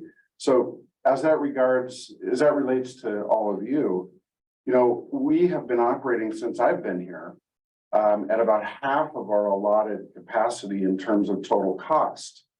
0.75% when the legislative mandate allows us 1.5. And it just makes me wonder what would even prevent us. Would it be office space? Would it be, I don't know what the roadblocks would be for encouraging this additional staff. I don't think there would be any roadblocks. In our last budget, I had asked for some funding to do some nice cubicle built-in to split a couple of these offices. That was approved. We did not budget in the current budget for a position, the position cost, but that's definitely something if the board at the end of today, or even when we adopt this in October, put the stamp on it. This is our approved strategic plan. We could bring a budget amendment forward at any time during the year to hire that position if that's something that the board thinks is a priority. We're our own worst enemy. Sometimes we are lean, and maybe we're lean to our own detriment a little bit. Sometimes we try to get by without asking for this additional position for maybe longer than we should have, but it's become evident, and there are things that, you all see the forms, you all see the newsletters, you see the content on our website, but there's a bunch of things, like a big portion of Darla's time at one point in the last 12 months was doing design work, like not storyboarding is probably not the right wording, but it's kind of like a storyboard for how M-Trust would flow for one of our online processes that you don't really see or even think about, but that there's a big time commitment that takes away from some of these other things. Yeah, and Darla was played a huge role in UI design for our online withdrawal application process, and that was very, and she will have to, someone will have to play a huge role in it if we roll out the online retirement app. Anything that we're looking at be web facing, we're going to need some UI design.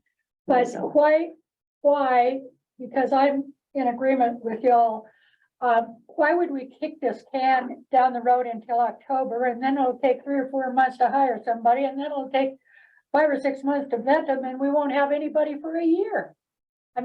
Why don't we just vote on it and start the ball? Well, I think if I can take your discussion today as a means to just start moving forward on it. We don't have it as an action item on our agenda right now, but it certainly could be in October. If we start today, we're not going to have somebody by October anyway. So you'll still have an opportunity to actually approve it at the October meeting. We could potentially have somebody in here shortly thereafter. I think that's what we should do. I agree. I'll just say one more thing. We all, I'm sure, appreciate your natural tendency toward frugality and, your attempts to keep it a lean, mean operation. It seems pretty evident now that a bit of expansion is necessary and required. So I think we're all in agreement. And how do we need to formalize this? We'll put it on the agenda for the next. For October's And meeting. but he knows he has our support. And I'm assuming Dan too. How do you feel about that? Is your support there as well? Yes, I agree. Sounds like a great idea. We have quorum then, yeah. And then, you know, I would add, and it's captured a little bit here, but it's not really called out specifically. I mean, we may hire this position and we still may have a need to use a little bit of contracting for desk manuals, just because I think, and Darla's already done some work to split out various tasks of how they may be split between two TRS employees, along with a few items that could potentially be done by, and can be done better and more efficiently by a contractor, such as the web redesign, the website redesign, Right. that we may be well served to contract that out. So as we flesh that out further, we'll, you know, I'll bring those to the board and we'll get them approved if we need to, or we may be able to absorb some of those operating costs in our current budget. And you are always, open about these things. It's just that we only meet every so often, and sometimes it's hard to make those things work. Were you going to say something, Nolan? Yep. Oh, I thought you were raising. Stretching.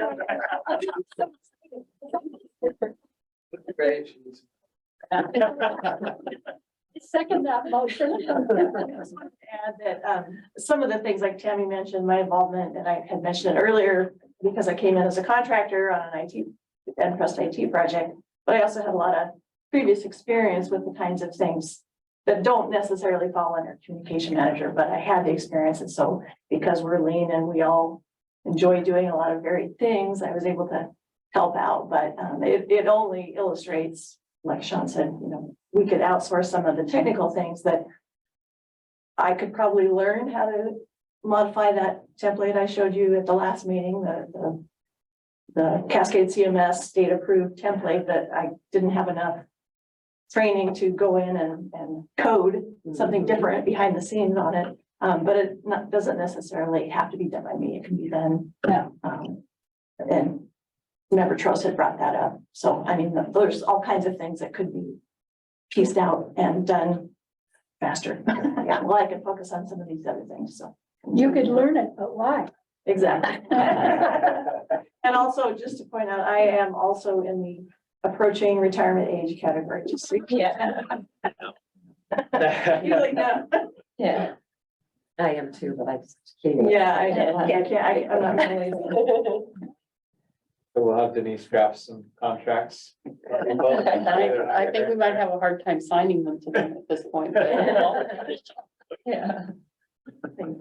Excellent. So great. That's great progress. Thank you, Darla. And so we will, with board approval, move forward with getting an additional communication position, and then also preliminary approval or green light on the contracting costs. And Sean will bring those to the board as we get those a little bit better defined.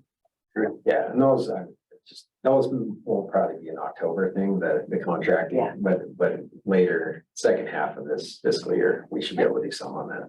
Perfect. Thanks for bringing that up. Okay. And just a couple more things I want to touch on before we go to our break is, and again, I don't think we need any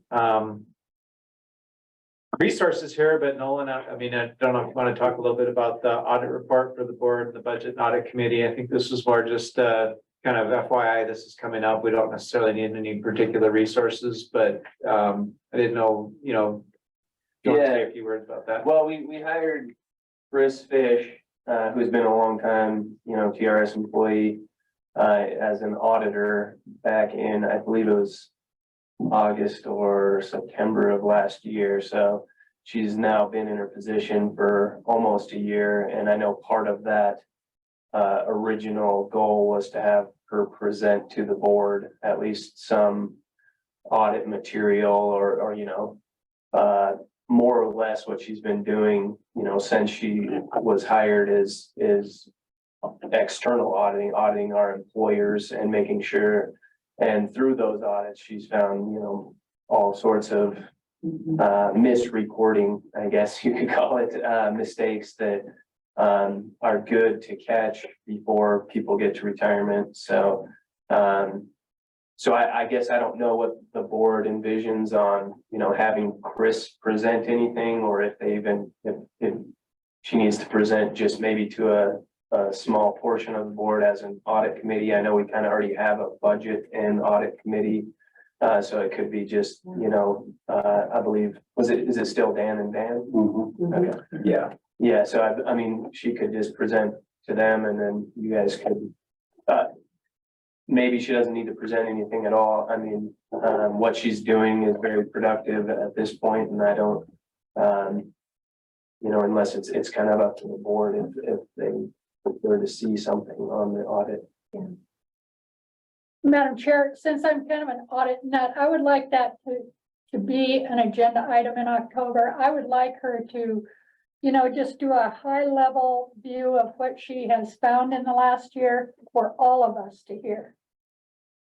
So that's exactly what we have this on here for, is just to have a discussion, because we really haven't fleshed out this side of her work. I mean, we took the steps to hire her. She's out doing the work. We haven't, as a board, have not had the discussion, like how often you would like to see it and whether it should go to the whole board, which I just heard, you know, Member Brown said she thinks the whole board, or if it should be a subset. This is really for your all decision, how often you want to be able to see it.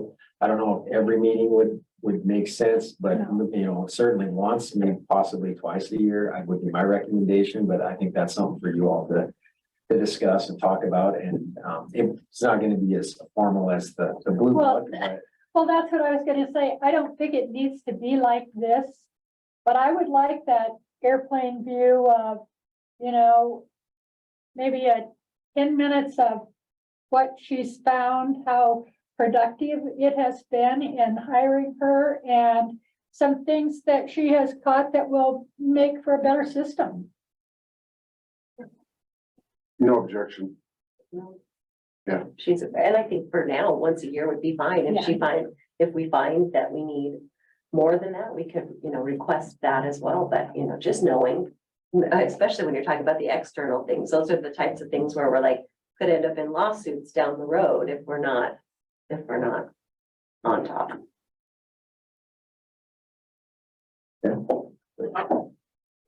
That's pretty clear, and that should be enough to give Chris clear direction, kind of a 10-minute overview.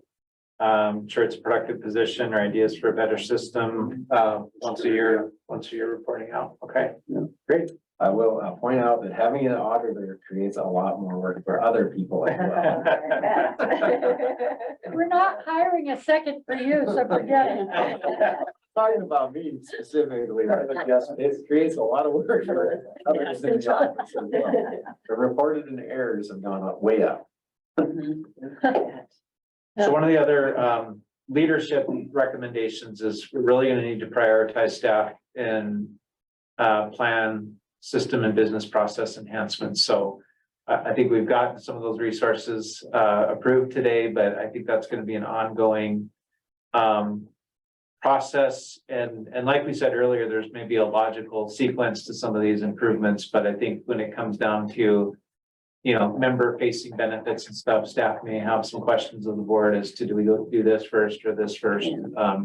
So I don't know, Tammy, if you want to say anything. Well, the only thing I would just add to that, as far as rolling out an online retirement application process, I know as a collaborative, as a management team, we want some little iterations being rolled out instead of, you know, 2 years down the road, you have this big, huge rollout. You know, online withdrawal applications, we did handle it that way, as well as online beneficiary designations, we handled it that way. And those were smaller in the sense, in scope, as far as the online retirement app. We want to see some gains and not have one huge rollout. I know that staff's concerned. I've heard that from more than one person in this office. So yes, we will have to do, I think, more planning, prioritizing once we get into that process. Yep. Madam Chair? Yes. Is it possible when you start doing the online applications that you could start with Class C schools 1 year and then Class B schools? Well, we're talking about members wanting to retire and completing the retirement application Right. packet. Whether that would be logical, I don't know. I mean, that right now, I haven't even thought about that. You know, I mean, it's something that we're looking at doing, but right now my focus is not there. It's Right. on, you know, what our current, I mean, it's current design, what we're rolling out now. Once we get into the planning phase of that, yes, we would look at coming up with something that makes sense to where we Phase, can't, so yes. that it would. Yeah. Yeah, People get overwhelmed by yeah, the packet that you send out, let alone have they had to go through pages and pages and pages online. Did I hit everything? Did I? yeah. And there's things that have to be provided to us in addition to just the packet, you know, Right. contracts, letter of resignations, things along those lines, tax forms. So it's similar to what we did for the IRS, the regulatory changes. We kind of broke that out into iterations, even though we were limited to when we had to have that in, you know, everything in place. There was a drop dead date. You know, we kind of did some things up front to roll out the W4P in totality instead of doing it a little bit different like some other plans. We were only one of 3 or 4 that actually did a full implementation for the W4P. And then, of course, we rolled out the W4R, even though that was part of the regulatory changes. We put that off and did that separately and rolled it out this January. So yes, we'll have to come up with some kind of plan when we start really looking at what we're going to do with online retirement app to make sense and actually get some gains for staff as well as our members. I just can't, I think, I could picture it at the beginning that you'd need about 5 more retirement specialists that online going, help desk, I don't know what this means. Yeah. I can just Hopefully. imagine. And Oh, no. Well, with I the think UI, the phases the Tammy's referring to are not necessarily like limiting who can do it as much as like, so one piece of the retirement application is the certification of termination of Yeah. employment. We could build that as an online function that the employers and the member can fill out and roll it out before the rest of it is actually even, so we can do it in steps so that we're not rolling out 10 brand new processes. Because they're really, we call it online retirement application. It's a whole bunch of processes that fall under that umbrella. Yeah. So I think that's and to give you, more yeah. what you're referring to. Yeah, right? absolutely. And to give you an example of that, as part of the online withdrawal application process, we rolled out a functionality for the online, for the employer, the web portal for the employers, to where they can go out and certify a person's termination. Instead of having to have them fill out a physical form and send it back to us, they can do it online. It'll be something similar for that form for the 144. Yeah. For the online retirement app. So absolutely, yes. Great. Madam Chair, I think we are at a break. All right. Yeah, 15 minutes. Yeah, let's do 15 minutes. We'll be back at 10:20. Okay. Thank you, John. And now you wonder why I You were about 5 minutes more. We always need a little extra time. Yes. Jump back on and Okay. keep with our progress. All right. Well, thanks, everybody. And just kind of remind everybody where we picked off. Left off. We're still going through the leadership recommendations and we've got some good guidance on the system rollouts, the audit report, and preliminary approval for additional communications position and a green light on potentially contracting out some technical writing. So these next 2 leadership issues we've already touched on. And I think got some general agreement. I went ahead and just kind of programmed them out in the format of the commitment worksheet we're going to be doing. So some of this, I'm not sure if Tammy or Darla want to speak to it, but it's basically just getting the system security piece in place, which I think is a foundational activity for some of the system enhancements. I think we talked about that already, but if you want to. And that's more so John and Darla have been involved in that process than I have. Okay. So, I'll add as well that there's a new proposed rulemaking from the feds on accessibility, digital accessibility, which has always applied to commerce sites, but now will apply to governmental sites. So that will probably be okay. It's just another thing we need to be aware of. Okay, and then we talked about the other one, this ties to our high performance work culture goal as well as the succession planning.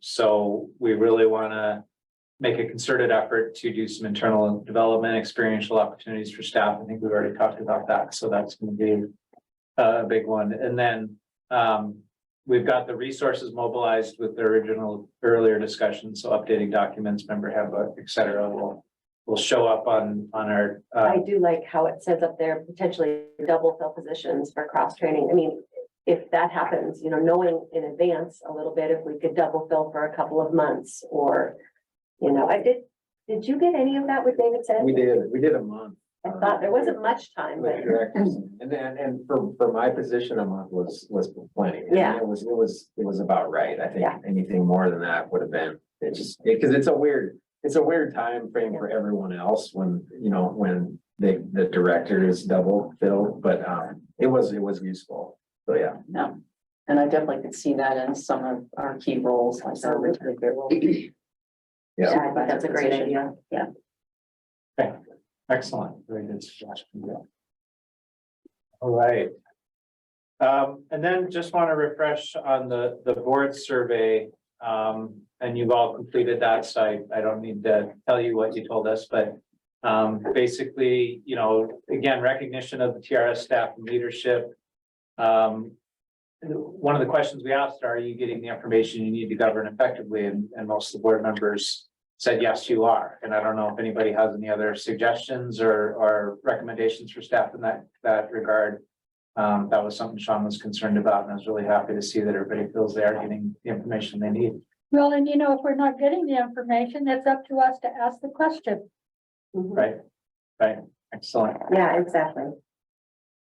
Uh, I don't know what we're thinking. We should be able to read our minds. So we have kind of ongoing, we're in the middle of the active member survey. We've got some highlights and results there, but I did ask Darla to maybe just give us, there's been a few more results coming in since we published the primer. And Darla's going to have a little bit more insight into some of the themes and trends that she's seen in the data. So I'd like her to just speak to the active member survey. Come up again. So as we reviewed before, we decided to focus on active members only because we were hearing from some legislators that teachers would rather be in a DC plan. That's their preference. And so we have had a clear response that no, that is actually not the case. Being that school is out, we only have, there's been 11 more responses. That's all. So I was just checking to see, I don't remember seeing this as an active member, so. it was in the newsletter. That was In the news, because school was already out by the time, getting that newsletter published and distributed, this is a whole other kettle of Yes, fish. absolutely. And Sarah Piper is no longer with MFPE, and so we'll need to work with them, and we're gonna have to do that soon to have their help in distributing through their email lists to their active members about once school gets started. So that should increase the responses. But what we have right now is so indicative of, it's not ambiguous in many cases, as you can see. And so even the 11 additional responses that had been received, complete responses, that is, as of last night, don't really change anything. The most important one, you can see, I did ask just a demographic question of the breakdown of what stage in their career they were. Sean mentioned earlier, or in a previous meeting, that when he was getting his education degree, the idea of a pension was top of mind for him, and I wasn't sure what we'd see there, and the answer is that almost 83% of them, no matter what stage of their career they're in, said yes, that was important. So, and as you can imagine, there was only 1% out of 314 who had nothing good to say about the DB plan. Even though there was, I believe, 13 people who had a mix. They picked from both columns.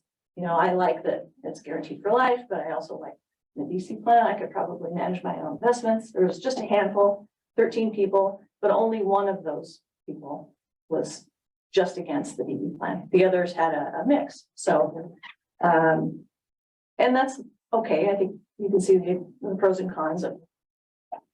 I'd like to know the background on that 1% though.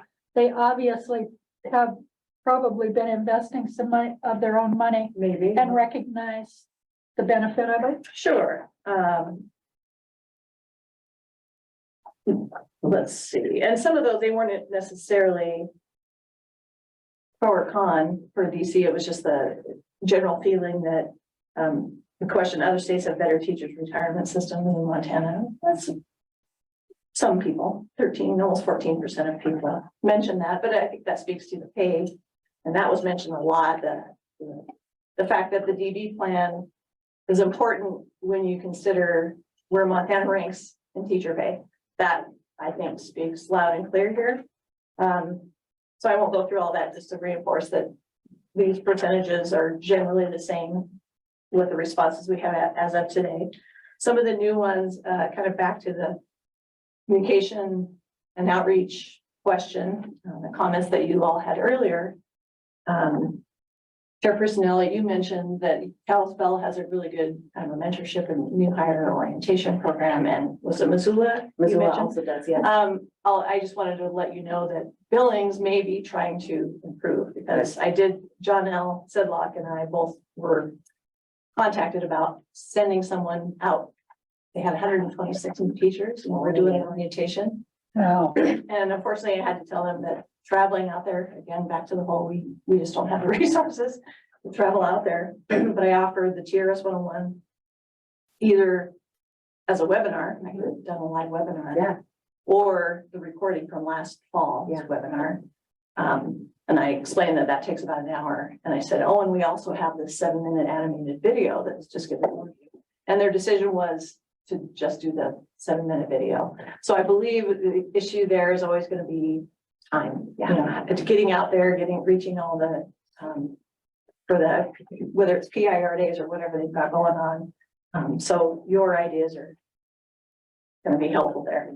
That came up quite a bit. There was one comment about, and it kind of speaks to Chamberlain's comment earlier. Somebody mentioned getting in front of, education students, getting into the universities. And that's an idea that I had had myself earlier, pre-pandemic. I had started working, Diane Fladmel was still at MFPE at the time. So that was actually something I had planned to do and we could still do possibly.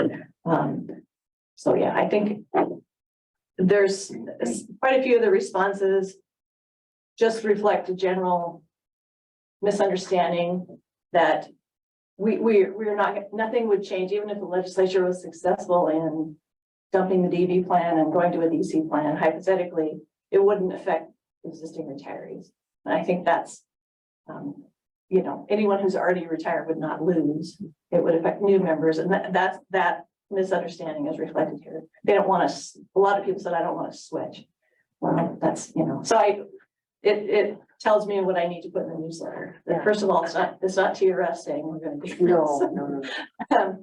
We want to know how you feel about it. And I think so far we see very clearly how they feel about that. So I think that's about all I can add to what was in the primary, unless anyone has questions. Excellent, thank you. So I guess one thing on, if you can go to page 30, or it's 30 of 39 on in primary. Okay. And it's does your employer offer another way to put money aside for retirement? We've kind of stayed out of really trying to do a lot with the third leg, because every district is different. Some offer a 403B plan, some don't. There's nothing really uniform about it, but Q6, thank you. I think we probably need to work that in, especially into our 101, make it more of a point of emphasis, whether it's through your employer or on your own, whatever it is, just have some information in there about the time value of money, and even a little bit when you're 24 every month can really amount to something by the time you're 60. I don't know.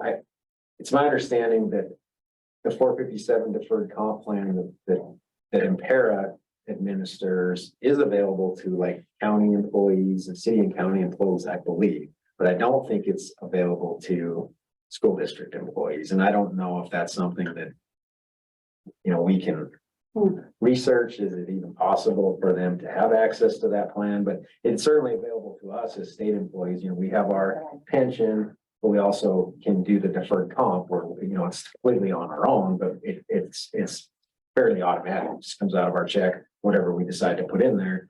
And we invest it however we want to. That third leg is something that I think that people aren't necessarily aware that whether they do or don't have one. You can see on that slide, 70% of them aren't utilizing the deferred comp at all. And then the next slide is, well, what's the primary reason you're not? And about half of them say, that they can't afford to. But the other half, they either their spouse has something or they just didn't decide not to answer. So I don't know. I think there may be some opportunity there. So should we start looking at the opportunity for teachers to invest in a 457? I think it at least warrants, and I'll admit, I haven't done any research on this at all yet. I think it at least warrants the research. What is the barrier to them using our 457 plan? I don't know what that might be. Well, it's in Paris 457 plan. It is. But I There's been talk though in the legislature at Yeah. various times of having Right. some kind of a statewide 401k or whatever But you. this would be the opportunity to do that, and maybe not all teachers would take advantage, maybe the first 5 years, 10 years, but Right. maybe the last 20 years of their career, they could. That would be good. I have some conflicting thoughts about that. Mhm. This really implies that these members are getting good instruction, they have good information, because a 457 plan is an after-tax contribution that's done automatically out of your pay. In many, many cases, I think for those members, they'd be better off with just a simple IRA on their own. Would give them much more flexibility, it would be self-directed. And so what concerns me is if we start an outreach program to help them get involved, then potentially we'd be in a position of almost offering financial advice, which would cause some vulnerabilities. We wouldn't do that, certainly. I mean, and it may be that the end result is we just, we have slides in there that are geared toward, ask your employer, do you have a 403B Yes. plan or a 450? Our 457 is a deferred comp plan, so it's pre-tax. it is. Okay. We do have that. Okay. Yeah, but I mean, we may need to emphasize it even Yeah. more, yeah. And to Member Chairman's point, we do kind of keep it neutral for that reason. Okay. So that we don't say, Yeah. here's what we think you should do. And we encourage them, like, of course, I'm speaking just on behalf of me and my school district, but we encourage them. There's so many people out there, Sure, find somebody who fits you, Okay. because this is something that, this part of it should be personal to Yeah. you. You don't have to do what our school district chooses, because there's literally like 2 people that you can choose from our school district, because they didn't want to. I understand it was all who are the people, the clerks? She was like, we can't do anymore. well, exposing them to the whole 3-legged concept of social security, your defined benefit plan and your own contributions through a 457 or an IRA is really important. The only concern I had there is creating vulnerabilities by us acting as financial planners. Well, and Impera contracts with, of course, a third party who provide the financial advice. Impera doesn't directly do that. Okay, And most school districts in Montana contract with Impera, so, I mean, it's at least plausible that their You would think so, yeah. teachers are eligible to participate in that. We can, who manages that 457 plan? Do you well, know? it used to be Great West, but Empower, what's, Empower. yeah, Empower now. Okay. Impera, Okay. yeah, Empower, sorry, this is Dan, I think it would be great to set that up. We've helped teachers set up 403B plans in different school districts, and it's always such a hassle to get the payroll deduction started and all those things. If they had access to the Montana Deferred Comp Plan and it was just an easy salary deferral form that everyone had access to, and it's just like a 401k plan, it's subject to those contribution limits. You can go pre-tax or you can go Roth. I think it's really a lot more attractive than, an individual retirement account or a Roth. So I think it would be a great idea if we could do it. Would you have to do that by school district, or could you do it as a statewide function? So we need to research it Yeah. more. I think currently it is by school district, but I don't know that any of them have access to the Impera managed 457 plan. I don't know that one way or the other. My impression is they don't. I think they all either offer their own 403B or they do not. And so it's going to require a little bit more research on us. And I agree 100%. We're not going to ever put ourselves in a position where we are providing financial advice because that's not our function.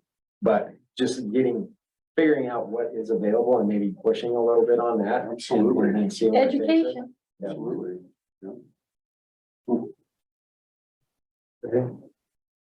Okay, so that'll be something we need to add to our commitment worksheet.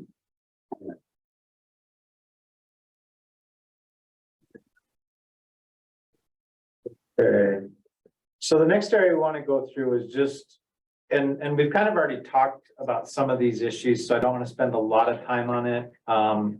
But we've, and I'm sure you've all been in strategic planning, been through some sort of a SWOT analysis, strength, weaknesses, opportunities, threats. Trying to call the weaknesses and threats challenges instead of those terms, be a little more positive thinking, a little more optimistic. So I think what I'd like to do, with your permission, is maybe just walk through them real quick and we can go through each area. And if anybody says that's no longer relevant or you're missing this type of a thing, rather than starting from scratch, I think that will really expedite this phase of the planning. So the first area we're on is the internal strengths. So these are some of the things that are enabling TRS to be as successful as we are. We've talked about the staff, and there's a few bullets under there. Excuse me, which page are we on? Let's see, I've got the wrong page on my I primer. believe it's 16. 16.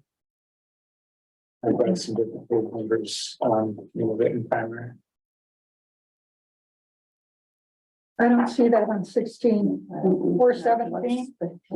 So we're back a little bit further. So it's Yeah, I'm I on think this 22. is some, you're on 22. Well, no, my page numbers are off in this document. So because all, the rest of ours are just the surveys. Yeah, we have the.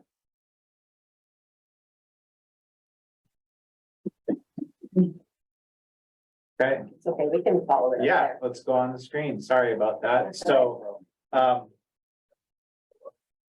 can't, go ahead, I'll pull up the document you're looking at for online here. okay. Take me a second, but go ahead. Sounds good.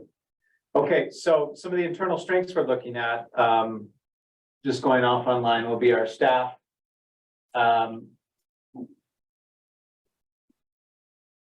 I'm not sure if all of that's still relevant, but I think it all looks pretty good. Workflow and staffing are easily adjusted to meet system needs. I don't know about easily adjusted, but the staff itself is very adaptable, and I think that's a strength. Another internal strength is our culture, and I think we talked about that earlier. The board and staff, make tough decisions in the interest of the system. Good institutional knowledge among the board. Communication has been a strength. M-Trust has really been a major improvement. The training opportunities that we have, both internal and external, were also identified as strengths. The infrastructure, and that wasn't always the case. I mean, the infrastructure has been strongly improved under Sean's leadership, just with the new facility and the robust IT systems. And we've got our plans, member benefits and plans. The other side of the coin, they don't have to manage their own investments, which I think is probably something most members would be interested in. Is the 2 membership tiers, is that still kind of what we consider an internal strength? Is that still relevant? Yeah, for actuarial purposes, yes. Okay. Okay. We don't want more than that. No, No. we can help it, but it certainly help. And I'd say the automated process, maybe we could expand that a little bit, because it's not just introductory letters to new members. I mean, it's just in time or milestone communication. And we get our yearly statements Statements, and yeah. newsletters.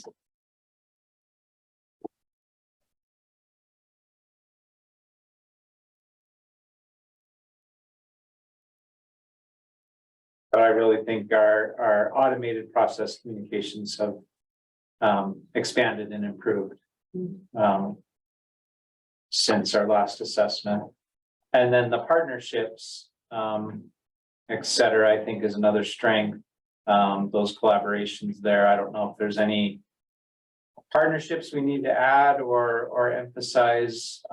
We talked about outside agencies, organizations, board and staff. Support from the legislature, Board of Investments. We see any updates we need to make Is that. that this year's Board of Investments provided estimated rate of return? Is that one still 8.1? No, it's, was it 8.46 or 8.48? No, 8.48, I think. Over time is pretty vague. Yeah, Time period. over time, that could have been the inception to date number. I would just leave it because that is probably pretty close to what it was. I mean, I could go look at the most recent report, but.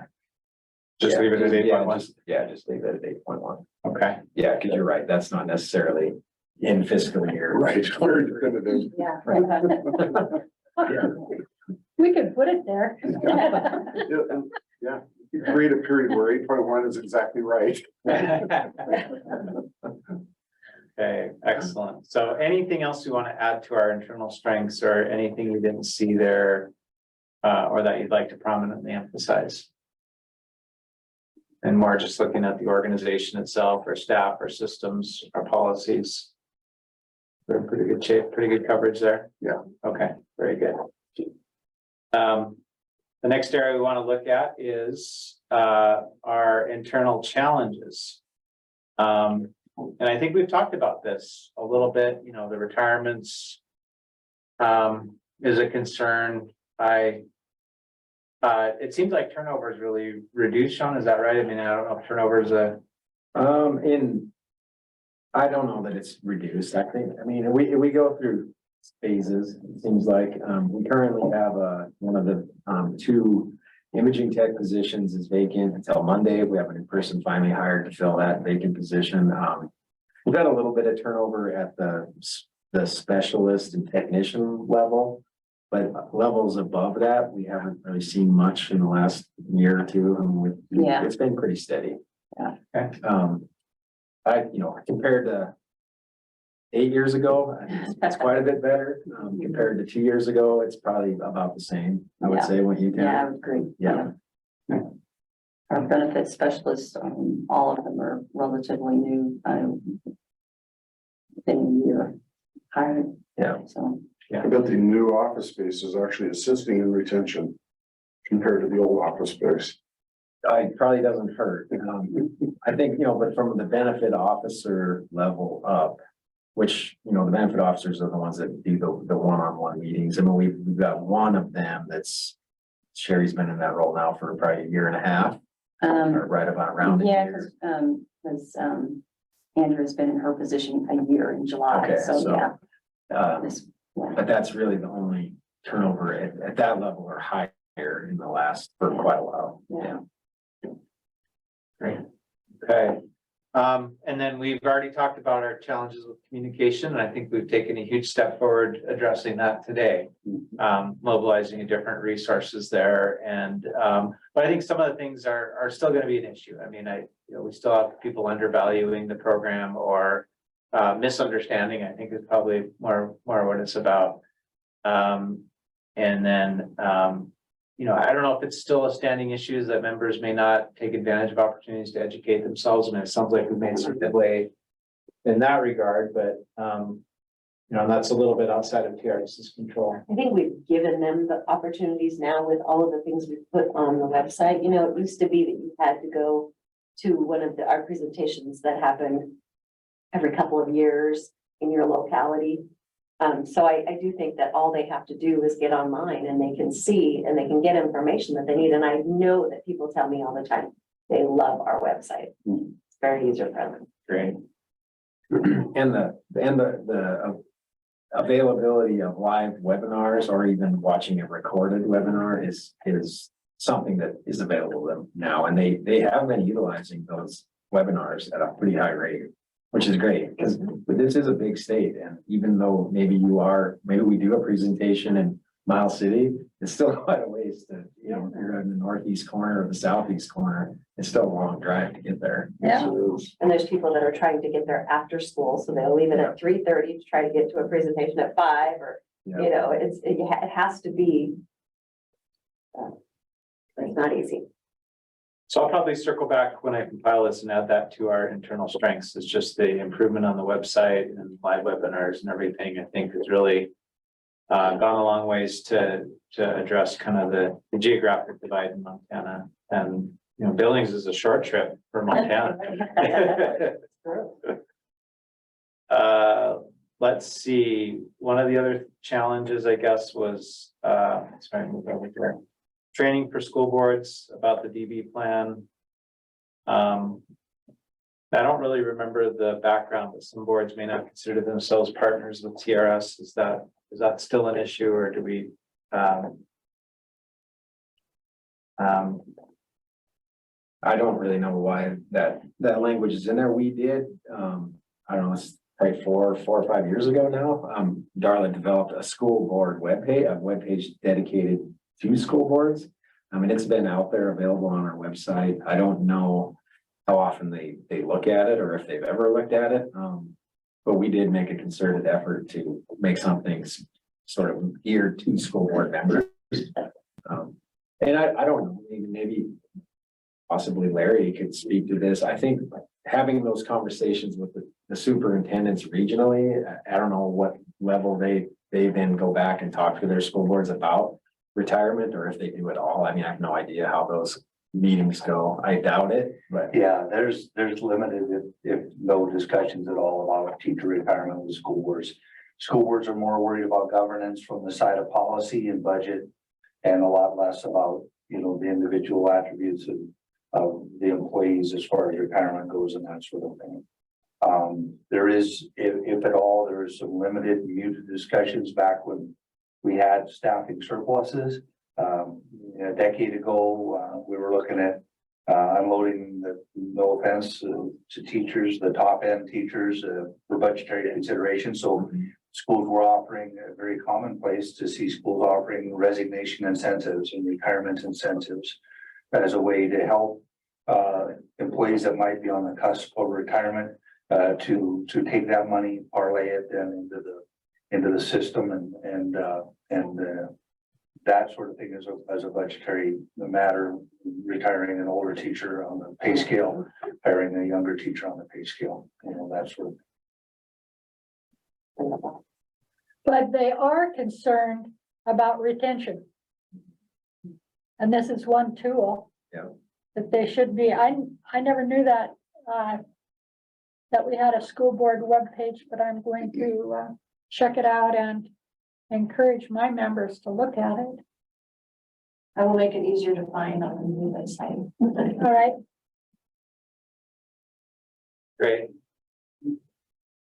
And I think that, you know, some of that's going to be part of this communication and outreach effort. So I don't know if we need a specific action item, or at least Darla can roll out a communication program. But you know, the webpage is certainly a strength, and then maybe some opportunity to foster some more discussions about teachers' retirement with school boards and get them a little bit more engaged, and using that hook. This is a great way to attract and retain people, might I don't know, encourage their interest or encourage them to get more involved.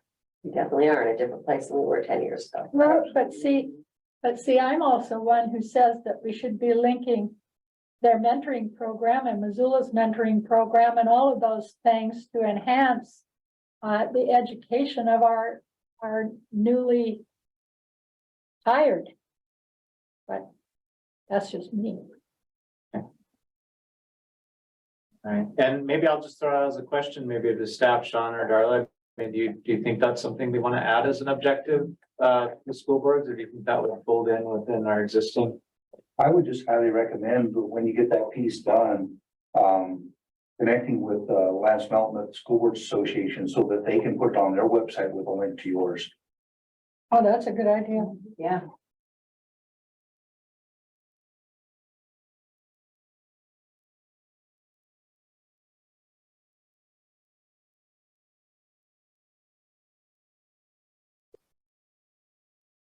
Excellent. Very good suggestions. Okay. And then we want to look at some of our external opportunities. Again, some of our external partnerships and the fact that, you know, some of our folks are here today. I think we need to add Montana retired educators, so we'll get that.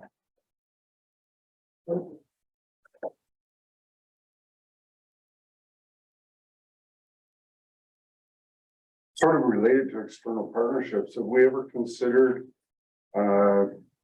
allowing paid advertisers on our website? Like financial planners that are willing to take teachers? We have been asked a few different times about, more related to distributing materials to our membership from third parties, and of course, we've always said, no, we won't do that. Right, because you don't want to appear like you're endorsing what we're doing. Right, and we will not provide a distribution list anyway, but they, even if we were to send it on their behalf, we've always said no to that. I would imagine, I can't speak to whether there are laws against us taking money for a public website, but I suspect. There are legal reasons not to do it, and that is because once you open it up to one advertiser of public domain, you have to open it up to all advertisers, arguably. I mean, you just don't want to be, we've had multiple requests for people to advertise, and some of them have been, things that we would have otherwise said yes to, I but figured there was a reason. yeah. Okay. You know, these lawyers. Always an excuse. Yeah, yeah, okay. So our external partnerships, we expanded that. Anything else we want to add to those external partnerships? I think we've got a pretty good list there.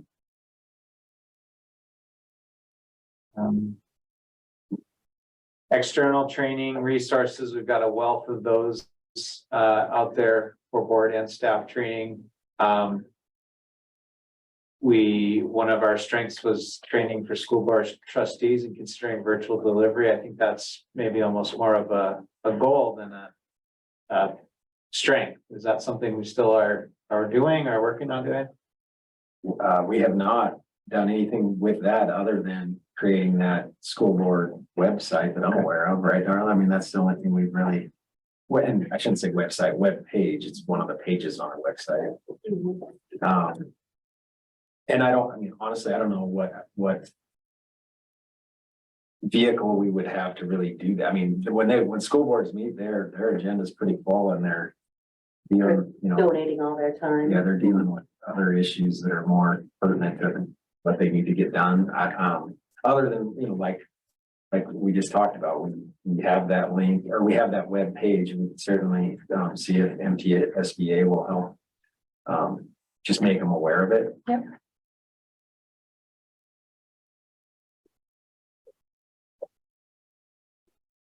Great, yeah.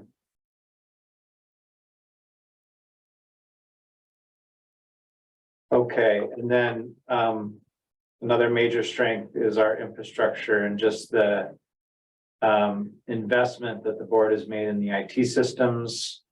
The audit capacity we've already strengthened. So I think that's a great strength. And we've taken advantage of that opportunity, so we might be able to clear that one out, but we continue contracting. We talked about that with some of the technical writing, so that's a strength. Opportunities to continue to streamline workflow. I think that's going, yeah. We're ensuring our strategic plans are relevant. That's what we're all here doing today, so that's good. Evaluate mandatory electronic funds transfers. That's probably come on. That can come off, yep, we did that evaluation and we cannot make it mandatory. And then implemented an online retirement application system. Not yet. It says evaluate online. It's your. Yeah. No, I was wondering if we should change evaluate to implement or continue to I evaluate. mean, it'll be close to the end of this next 2-year period. I don't know if evaluate still might be the right word, but we should be a long ways down. We should be a long ways down the line by the time we do this again, this whole 2 years. I mean, I think implement is a strong word.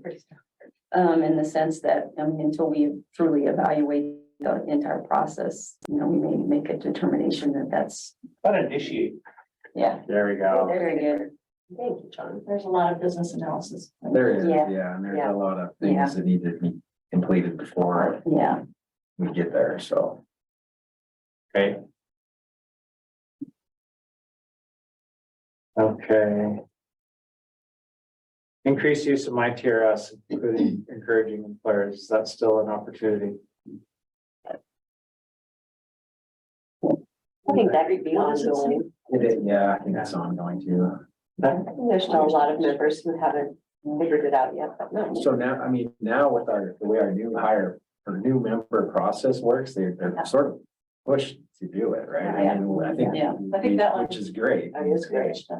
You think it's pretty much done, Darla? I think, to me, that the wording of that was before we really implemented the new process plus the letter that they get once we get contributions reported, so it might be yeah. largely taken care of. Yeah, but I mean, we could do more, but yeah.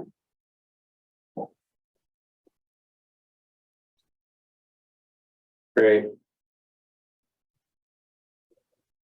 Okay, some of the external opportunities, lots of communication opportunities. So, I think a full page of communication opportunities. So just want to give the group a chance to scan that real quick and see if there's anything we think is no longer relevant.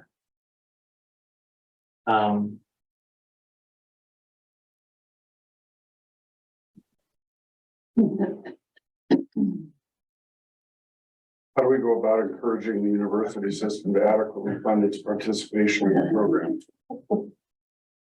We bring a bill every 2 years.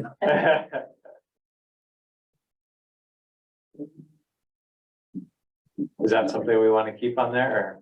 Yes, Yeah. Okay. Yeah, I mean, what it's a statutory requirement that we recommend the rate increase necessary, so I think we just leave it on there, yeah. Okay.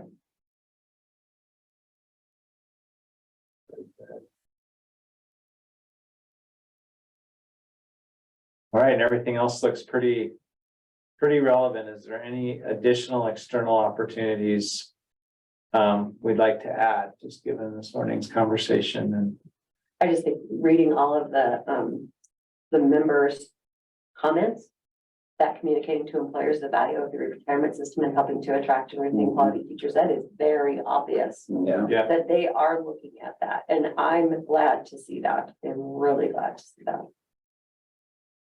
yeah, well, just look at, I mean, I was thinking about that earlier when we were looking at answer choices from the participants. Nearly a quarter of them said, I have reached retirement age, but I continue to work partly because I want to earn a larger TRS retirement benefit.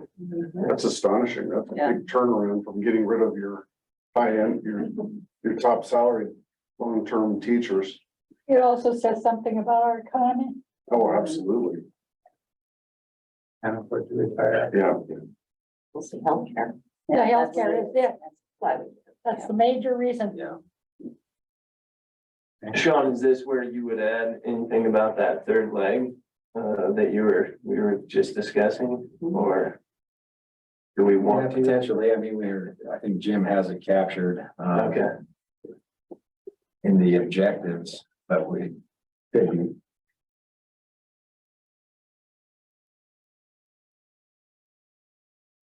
It's an area of opportunity, yeah. Yeah, absolutely. That's great. Okay.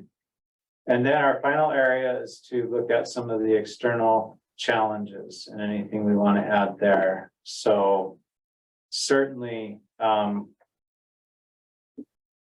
I don't know if advocacy is the right word, but there's, you know, people, who, need to be advocated with, I guess. Legislation could, adversely affect the system. Wages, I mean, we saw that in the survey, you know, with low wages, TRS is even more important, I think. Which I think could be a good element to communicate to those school boards too. You know, you may have your hands tied based on local budgets about wages, but this system is really going to be a great way to retain people. Actual volatility may impact funding levels, unfunded liabilities. Is that still, I assume, still relevant, Sean? Yeah. Okay. And perceptions, and I don't know if some of the things we talked about, like the ASOP standards and stuff, is that a potential threat? Just those liability numbers and people misunderstanding those, or? I would say that's included already in the perceived volatility. Yeah. I mean, I don't think we need to call it out specifically. Okay. The shifting demographics are resulting in longevity beyond current actuarial assumptions. I don't know why that would be a challenge. If they're working longer or they're older when they retire, that actually is an actuarial gain. Isn't that reflecting their age, how long they live? Well, it could be, that may be what they're. That's where that came Yeah, from. longevity is they're living longer. Yeah, Yeah. yeah, it could be. And actually, our last experience study for the first time in a very long time, that went down slightly, but so it's probably fine to leave it there. Okay. I was thinking longevity Right. in the profession, I'm like, that doesn't Right. hurt anything. It's a little vague, actually. Yeah. That decrease in property values would diminish revenue for governments and schools. It's truly just not what we're seeing in Montana. I was gonna say, is that where in Montana our property value increase? Increase in property values will diminish, well, Of their housing the availability. ability of people to stay in Montana. Right? Jim, we could define, oh yeah, there you go. You already put it in there. Living longer. Yeah. Okay. Yeah, I mean, we could say, you know, increases in property values and cost of living. Yeah, I think the real impact surrounding that right now is for new teachers trying to move to an area that has really substantially gone up is being able to afford housing. Mhm. We have a thing on our website trying to, you know, does anybody know of something before it goes out there, you know, to try to get our teachers places to live, because there's more that That's why they can't find teachers in Whitefish. there you go, so. Yeah. Average home price $880,000. The whole flathead is like that. It doesn't matter where it is in the True. flathead. True. And Gallatin. That's median. That's half of what it is, you know. Little less than that. Or double. Double, yeah. Okay. Workforce, and maybe I'll probably move that one down to workforce, because that's certainly an issue, creating teacher shortages and everything. Any other challenges, workforce challenges we need to be aware of? And I think it's important to document these, because these are all going to be good talking points, I think, if we're trying to get school boards to get more engaged or illustrate to the taxpayers the benefit of the system. You're going to pay one way or the other.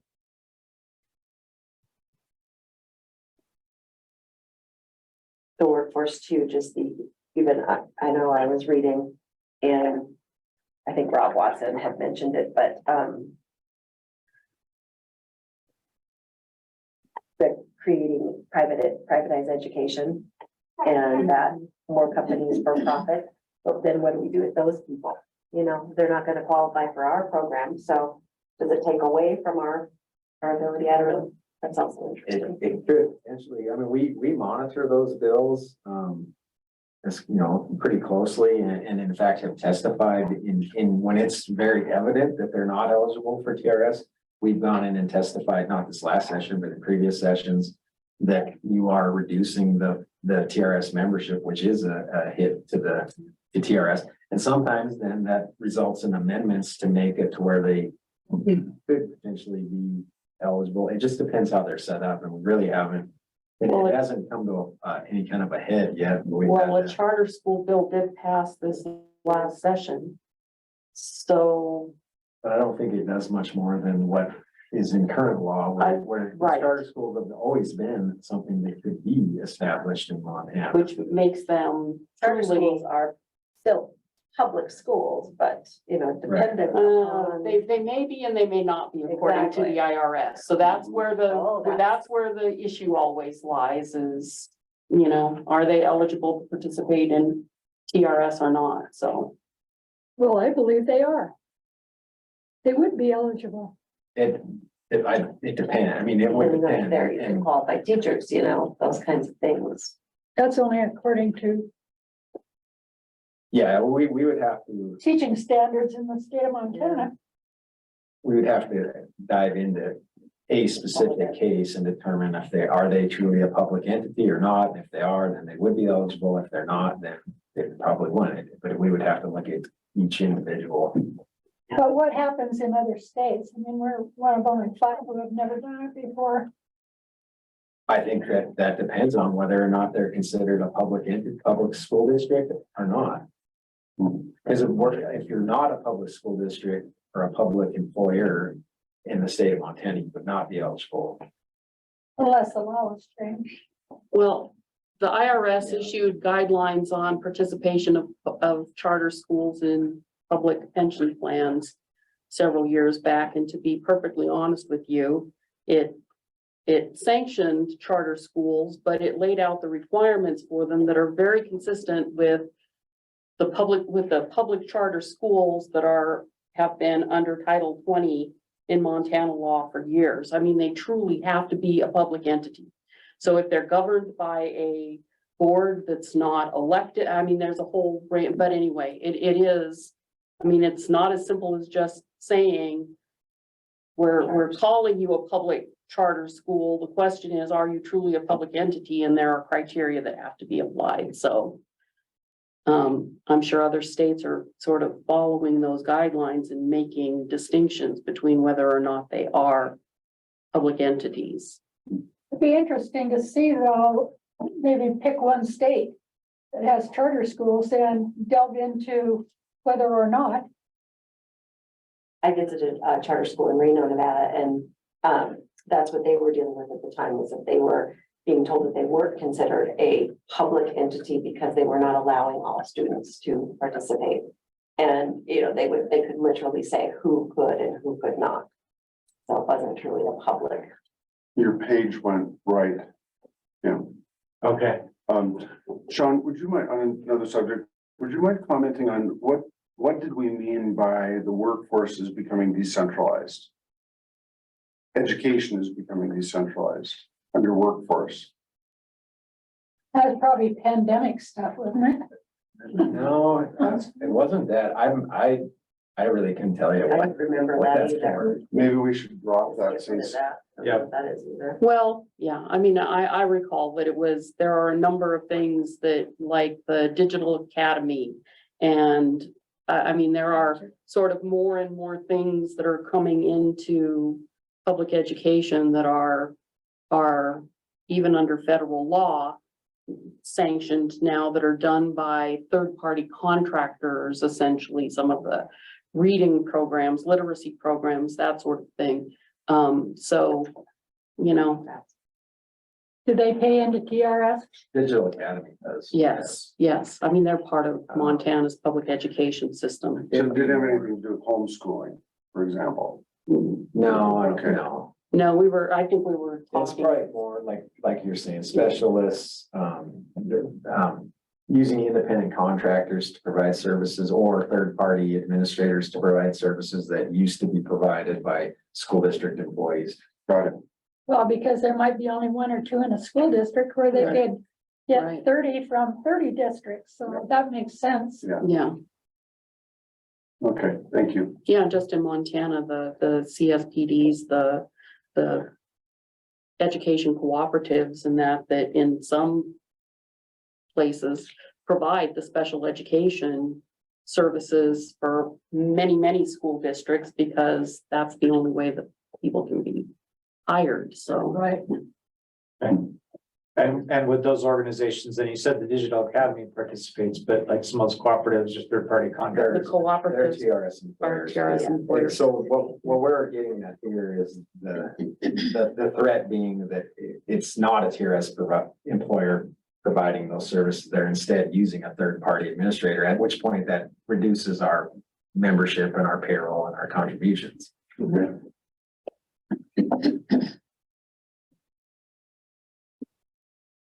And, you know, in certain areas of the state, it's just the way it is. There's no way around it. They have to get people or get those services provided somehow. If they're unable to hire an FTE, they're gonna utilize those services through an independent contractor or a third party.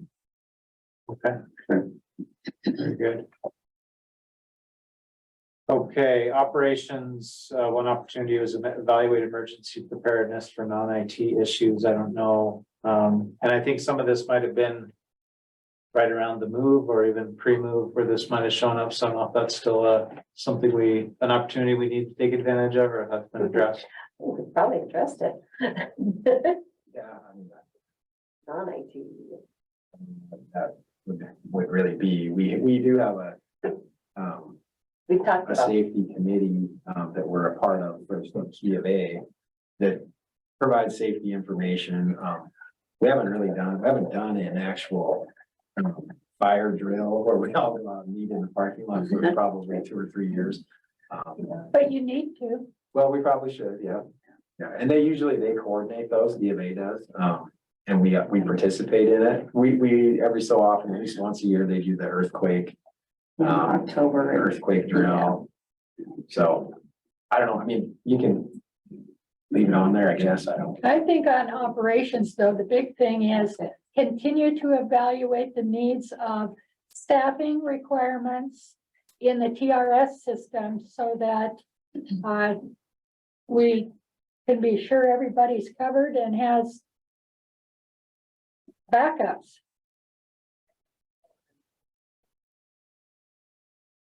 Well, I think that provision was also sort of applied to considerations for continuity of operations and the circumstances of an emergent, people can't, there's an earthquake and the building no longer exists, that sort of thing. Or the pandemic. Yeah, I mean, Yeah. I definitely could have done it, I mean, these are external challenges, so. That I know. talk about. The pandemic gave us a real leg up on preparing for emergency oh, operations. don't come back. Yeah, Yeah. okay. Yeah, the pandemic really, I mean, there were some benefits there because we all, figured out different ways to work and ways to connect remotely and everything. It sure hurt kids in the long run. Oh, definitely, definitely. Okay, and then just a few other opportunities is educational opportunities to maintain board training. I can maybe just get rid of to reduce threats to success, if that makes sense, Okay. That's implied. right? Provide staff guidance on policy compliance to reduce risk. That may be something we've addressed, I guess. I don't know if that's still an opportunity that's out there, if that's just an ongoing thing. Well, I mean, it's probably ongoing, Yeah. I would say. Right. Yeah. Okay. Denise keeps us in line. And then communication, I think we were talking about GASB when this bullet came up, but it probably applies to the ASOP stuff too, so that might still be on there. The new accounting methods may create, sticker shock. Yeah, I think the accounting method specifically is not, I mean, that's come and gone. That was what you're doing, Gatsby. You could maybe say new actuarial standards may create. Just sticker, not employer, but just sticker shock when LD-ROM is calculated potentially. I don't know. I'm not overly concerned about that. I think it's an easy number to explain. And it's a matter of what each individual believes after that. So we could just get rid of it altogether. I think so. Yeah, that'd be great. Okay. All right. Okay, so we've kind of done most of the planning work. And Sean told me I won't get in trouble if we wrap up early. So what I'd like to do maybe is just go through kind of our proposed 2023, 2024 commitment worksheet. And I think staff, I'll work with Sean and staff to really make sure these things are programmed out and all the boxes are filled. So what we want to do here is just make sure we've got all the board's high priorities and things we need to add there. And then as we work with staff, we'll really make sure that they're specific, measurable, achievable, relevant, and time-based. And that, when that, commitment worksheet's completed, I think it'll really help Sean and the staff reporting to the board, and also help the board keep a track of where things are at. I So, think, excuse me, on Okay. that time base, I like that ambitious end date to clarify all of those things, but I also like to see who's in charge. I think we do that, don't we? We do. Yeah, okay. I also would like to say that I do appreciate you guys all getting together prior to this and, communicating your needs, because that is the part we don't know. We don't know your day-to-day. And, we want to support that in any way we can. So just thank you for taking the time. Jim organizes this, and then we can give our feedback and feel like we're part of it too. So, I just appreciate it. So thank you. so there's a couple of things. We'll just quickly review kind of everything we've agreed to, and then it sounds like we've got a couple goals that we need to add, related to the deferred comp and promoting the system as a benefit. So I just want to quickly kind of get a review and approval on everything we've got in here so far. And then again, I just want to say too, if there's things we think that are ongoing, we can, pull it out, because it doesn't need to be in a strategic plan or commitment worksheet. Those comments are welcome as well. So just briefly going through kind of the draft commitment worksheet. We've got the periodic tax qualification reviews carried over, the interim study, of course, the experience study for the 5-year period. And I guess maybe we'll just move that to, we'll maybe take that off this sheet. Sean, if that makes sense, and, or do you want to keep it on there? I actually like to leave it on there, I'm so. thinking we may forget it. if we- Well, yeah, I don't know. we're not, we want to forget, but it's just a good reminder that, because when you're like 3 years into having the same assumed grade assumption, or maybe you're 4 years, I think it's just a good reminder. We will be looking at this again, very We soon. have changed it for years and years. We did not change it. Yeah, And then and we changed it the last, two in a row, right? Mhm. Yeah. So Okay. my recommendation would be to leave it. Okay. What page are we on? We are not, I've deviated from the primary again, so I apologize for that. We're just up on the screen. All right, I'm looking at this and I'm going, Where did this come from? Yes, so I just kind of pre-populated this based on our earlier conversation and things that I assume will be carried over, but I want to verify that with everybody. Okay, so couple IT type of objectives here. Staff's already programmed those out pretty well. The ongoing prioritization, cataloging, and bringing to the board when appropriate IT enhancements. We're going to continue to forge ahead on the online retirement application. And then, as Darla mentioned, really focusing on the web design, not only to remain current with contemporary web expectations, but to support our future member convenience initiatives. And part of that will be the security piece too, which we've also got on here. So can I just speak to that one real quick? Yes. So your involvement in that specific one, this year came in May when you approved our budget for M-Trust programming. And so that's how we've done it up to this point, where we've been getting a certain amount budgeted for the whole following fiscal year for the new development, testing and all that. That's been your role in that so far. If we do decide to do like a contract for the updating the website, that would be a new specific thing that we come and ask for outside of our interest budget. So that's how that would look. And so likely you may see that in May, or possibly even sooner on the website, but we'll see how things go. Great. Let's see, moving down, we're still in high performance work culture is the goal. Continue the business process and workflow improvements, procedural documentation. And we may, we talked with staff about maybe trying to consolidate some of these too as we finalize the worksheet. Continuing the strategic planning. We added the the objective about the best practices and system security, the succession planning, the pay plan will be ongoing. Let's see, and then I think the two areas that we need to add might fall under communication and outreach. So we do want to keep their executive director and board member attendance at school superintendent meetings. And I don't know if, what's our process, Sean, for identifying if board members can participate? I mean, I assume that's based on location and availability. Yeah, it's based on location. So I would be scheduled to do that again this coming spring. Is when I would try to go to all 8 regions, and like when I went to the Flathead, I'd let Dee and Dan know and Carrie know what day and what time, and Dee was actually available to come to the meeting. The same thing when I went out east, when Sarah was still a board member, I had let her know when I was gonna be, I think it was in Wolf Point, and she wasn't able to attend, but it's just when I'm in their region, I let them know. And that's, if it works out, it's great. If not, I'm still there, at least to get the information out that I wanted to talk to them about. And there are a lot of good questions that are answered by Sean, and most superintendents, they talk with each other, and they talk with staff, but it's a great time to talk with the executive director.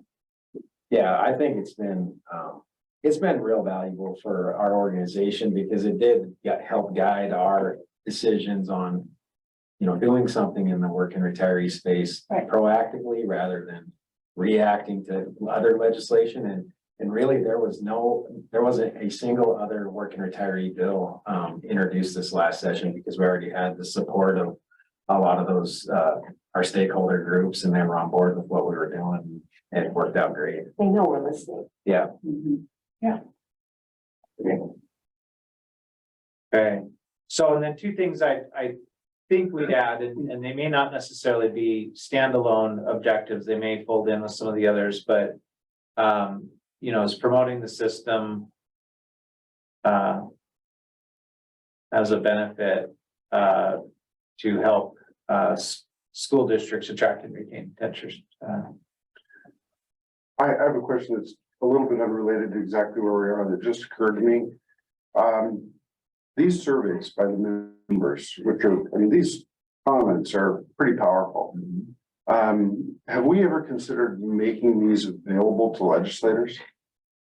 So, I don't know, I don't think we've ever made all of them available. I certainly, we had an introductory meeting with Saba a week or two ago, and I spoke to some of those specific comments. It's something that I guess it wouldn't be that hard to make all of them, like click a link and you can read all the comments, because there's none of that that's a secret. I mean, Right, we're not. It's anonymous, it's public. We can certainly probably do that, right, Darla? Yeah, I think last time we took, because a lot of them are similar. In fact, there's, I think, 11 instances where someone copied and pasted the exact same comment. There are some themes, and the last time what we did is we just took a representative grouping, because that time there were like 300 or 400 comments. Right. But we can, some of these are suggestions that aren't even possible. So I don't know. Yeah. If we want to put them all out there for legislators or not. I mean, that would be something for John to decide. Yeah. I guess the only concern about that is that we're making a selective process as to which ones are appropriate, then we can be accused of, an identification with a particular political structure, and we don't necessarily want that either. But I don't know, it just seems like it would be really good if I was a legislator trying to make a decision about something going forward regard to the teachers' retirement system, these comments would be important. Yeah, I think there definitely are powerful, like you said, but the graphs actually capture the information that I wanted to have for myself. Sure. Because some of the narrative out there is that younger, brand new teachers don't care about retirement. They would rather just, have a DC plan that they can pick up and take with them wherever they want to go. And They're too young to know. well, I think that the results of what we have so far points that's really not the case. A lot of them go into public service, whether it be teaching or state employment. Or one of the big reasons is because of that pension, so. There's certain of us that like that type of lifestyle, that we know what our next paycheck is coming from. I could never be a salesperson, never. Right. My brother does it for a living. So I just kind of captured that suggestion and maybe we can work that over a little bit as we go. And then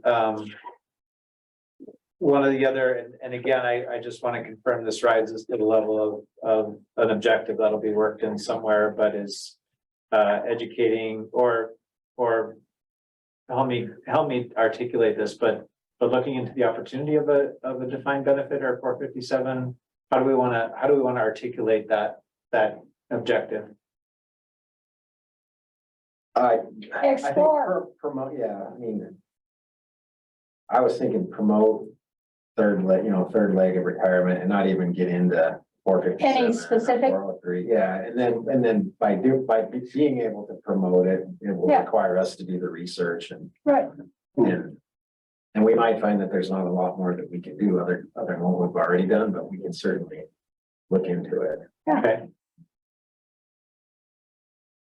And maybe that research might lead to, okay, there does need to be some sort of legislative change to offer this, like a 457 to teachers or something, that would be down the road. We would really just be focusing on doing the research to see what we can do and at least talking about it, getting people thinking about it. Or it isn't possible and we're just gonna drop it. Right. Forget we talked about that. Yeah.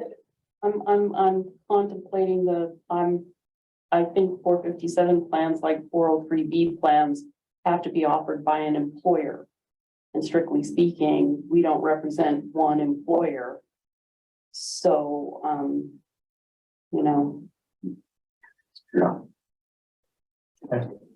Well, that's why you're gonna explore it. Yep. Okay.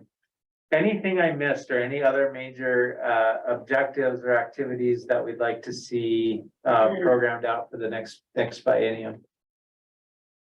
And I always feel like asking you guys too, when you're looking at a workload and you already have your day-to-day and everything like that, are any of these things just overwhelming? I know, I get that. We all have these great goals and objectives, and I would like you to fully fund the program by 2024, please, and are there any things on there that just make it feel like it might not be doable? It's okay to have it on here, but I think part of what we will adopt in October is we'll have recommendations of the time frame that we think, the time. we can get it done. And we've had this happen before where we've had to adjust those timelines, in the interim between the two. We do this full-on strategic plan every 2 years.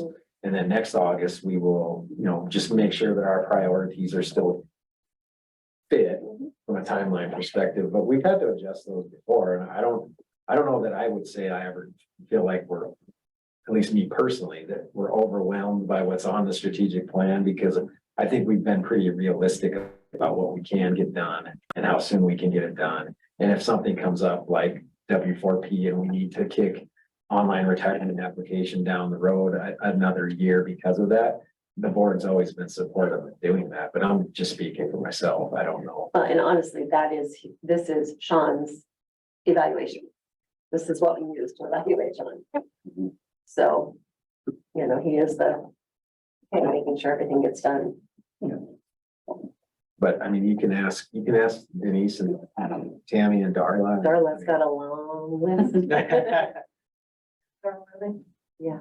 Well, I think largely mine and Just that way. Tammy's, and I won't speak for Tammy, but it's the three of us typically that do a large portion of the documentation and that, and I think it keeps us all awake. Yes. Yeah, the hours you don't want to be late. Yes. So just know that. Thank you. It really is appreciated. We know what kind of work you guys put in and how many years you've given us, and don't go anywhere, please. And I did add getting Darlison help as one of our objectives that we're gonna check off. I can't tell you how much I appreciate that. Yes. All right, well, thank you, everybody. This was a great session. We moved through a lot of information, made some good decisions in a short period of time.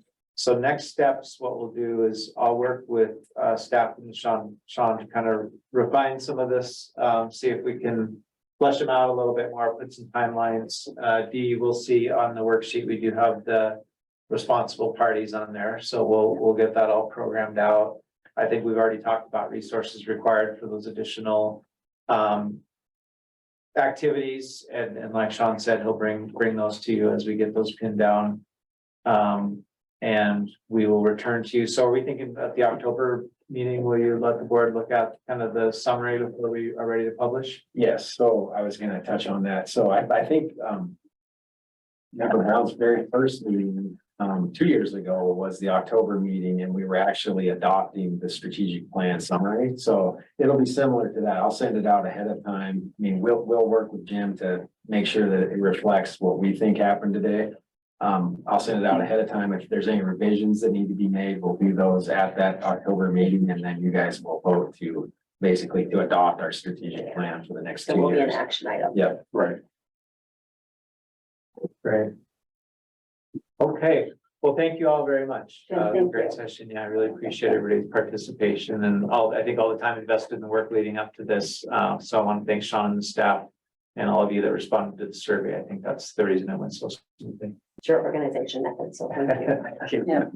It's the first time I've been accused of being organized. So I appreciate that. Can I get that in writing? please? Letter of recommendation. I can't do that. You saved me some driving time, man.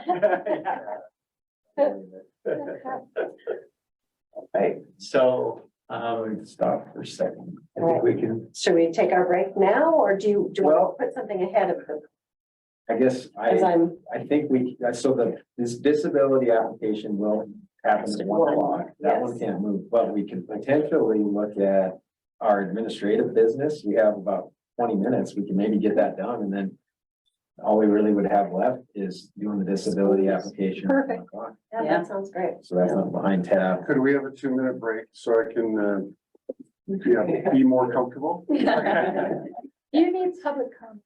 No, oh, I we do should, need yeah. public comment. I'll be right Thank back. you, Lee. Is there any public comment about this? And I want to say thank you for just being here today and representing your people who you serve. But would you like to say anything as well? You know, as I said before, we're just so thankful for everything that TRS does for our retirees. And I think the little newsletters that come out are very helpful. I want to ask you who you have as your database for retired teachers, because I don't think I've ever been on your list. Well, I kind of take care of it for membership. Are you talking about that? Yeah. Yeah, I can always send you. Maybe we need a button on the website that let retired teachers let you know who we Join, are. yeah. Well, we do get a lot of, and I'm sure TRS gets a lot of phone calls for us, and we get a lot of phone calls for TRS. Because I have people telling me all the time, you know, that their mother or dad has passed away and they want to change, you know, what they need to do. And, you know, and I'm sure you guys get some for us too, so. Good, thank you. On behalf of MRA, we're just excited to be at the table and getting to observe and be a part of this process. Thank you. We appreciate your time, truly, both of you. So. I think let's move on to the administrative business then. Sure. Thank you. Thank you. Sorry I missed that.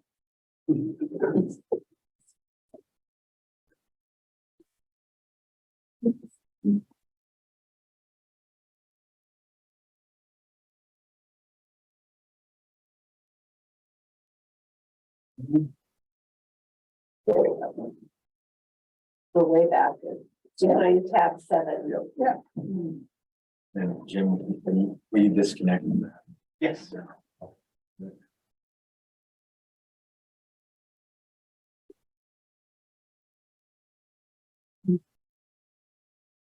I have a question about the October 6th meeting date. Some of us are hopefully intending to go to the 7th through the 11th. Correct. Event. And normally we have our meeting after that so that there can be people, no, isn't it? It's always been right before. So we've The always had meeting is always right before. the NCTR conference. Okay, I thought it was the other way around, sorry. So some of us are gonna have to Zoom again. Yeah, because you're probably going early, aren't you, for the Yeah. legislative committee? Yeah. Yeah, Yes, so if you look at the agenda, I didn't think anything If really you're- started until Sunday. yeah, for For me Theo, though, yeah. because she's on one of the national committees, but for the rest of us, if we travel on Saturday, that's gonna work fine. I'll Okay. probably travel on Sunday, actually. Yeah. okay. Yep. Okay.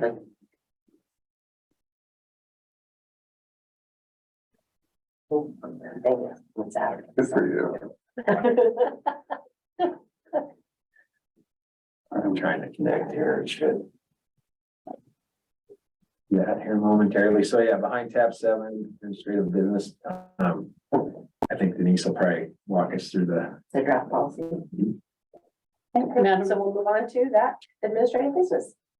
Madam Chair, members of the board, and I'm sorry, now I'm not recalling if it was Senate Bill or House Bill. Senate Bill 232. Modified statutes in Montana related to public requests for information or requests for public information is a better way to put it. Of course, TRS has an existing policy regarding requests for public information and how those are handled internally.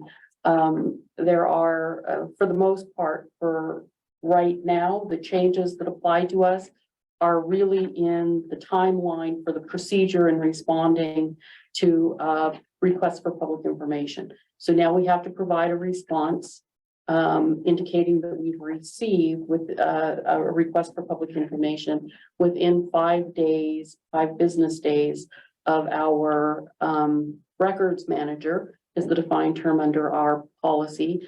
And you may all be astonished to learn that that's Darla.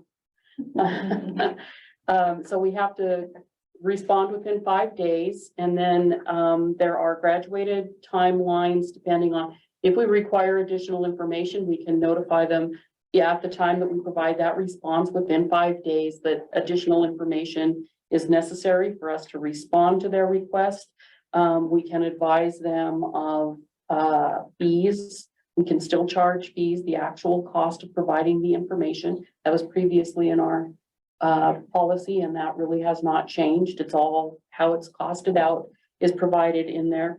And just so you all know, the public requests that we respond to, we provide those really and truly at minimal cost. The gathering of the information is mostly done by John, you know, through IT, and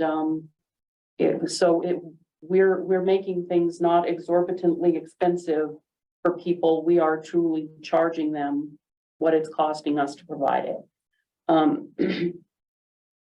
So after we have responded within 5 days, depending on the kind of information requested, if it can be immediately produced, it has to be produced within that 5 days or within 5 days of that 5-day response.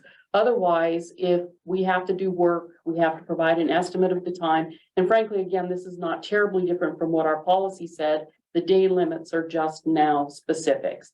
Rather than saying you have to produce it within a reasonable time, the statute now says you have to provide it within 30 days of your response to the request for information.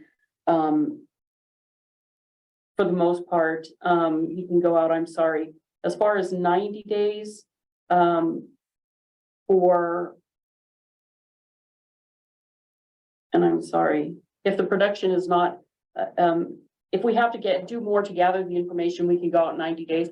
I can't recall a circumstance where we've ever had to go out 90 days. And if the information cannot feasibly be produced within the 90 days of the acknowledgement, then we have to provide a written explanation of why it can't be produced within that time frame. So the real impediment for us, and I shouldn't say impediment, what the process at this point that needs to change is that response within 5 days, making sure that the communication gets to the correct person when it's received in-house, so we can comply with that requirement. Because the statute provides that if we miss on any of these requirements, the person can file a complaint to district court. What they can receive for damages exactly, I'm not sure. The statute doesn't specify that, but that's basically, there are additional requirements in the statute that aren't in here because they are not applicable until November of 2024. And those are requirements to post a summary of the request for public information we get and the responses that we provide. And those So there is underway some effort to centralize that posting through the Department of Administration, which makes sense. Yeah. So we won't add those specifics to our policy until that's been Right. ironed out. What kind of information do we usually, really, is it anything earth shattering? We've had some things that we've said no to that. What was that one we We've had a few discussions. years ago where they wanted? the names of all of our They want retirees and their names, benefit addresses, amounts. Oh, and benefit amounts, things that, but I mean, typically. Right.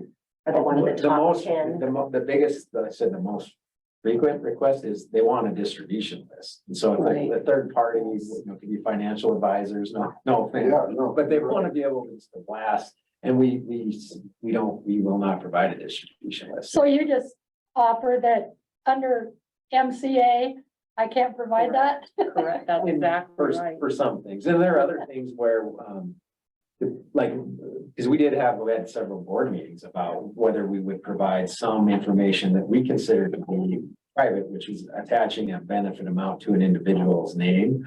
But we worked with that person or that organization to mask the data, because they don't really need to know your name, but just to mask the data with a Right. different unique identifier and give them the information. And some of that just requires a little bit of work. And if they're willing to pay, I mean, honestly, like Denise said, our cost that we charge for that is minimal. We don't Yeah. charge much. And sometimes they come up, the one that we had a long discussion on came up, they had asked for all this stuff and then they just disappeared. Yeah. they drop. That will happen, with somebody from Colorado that wanted this information and then it was gone.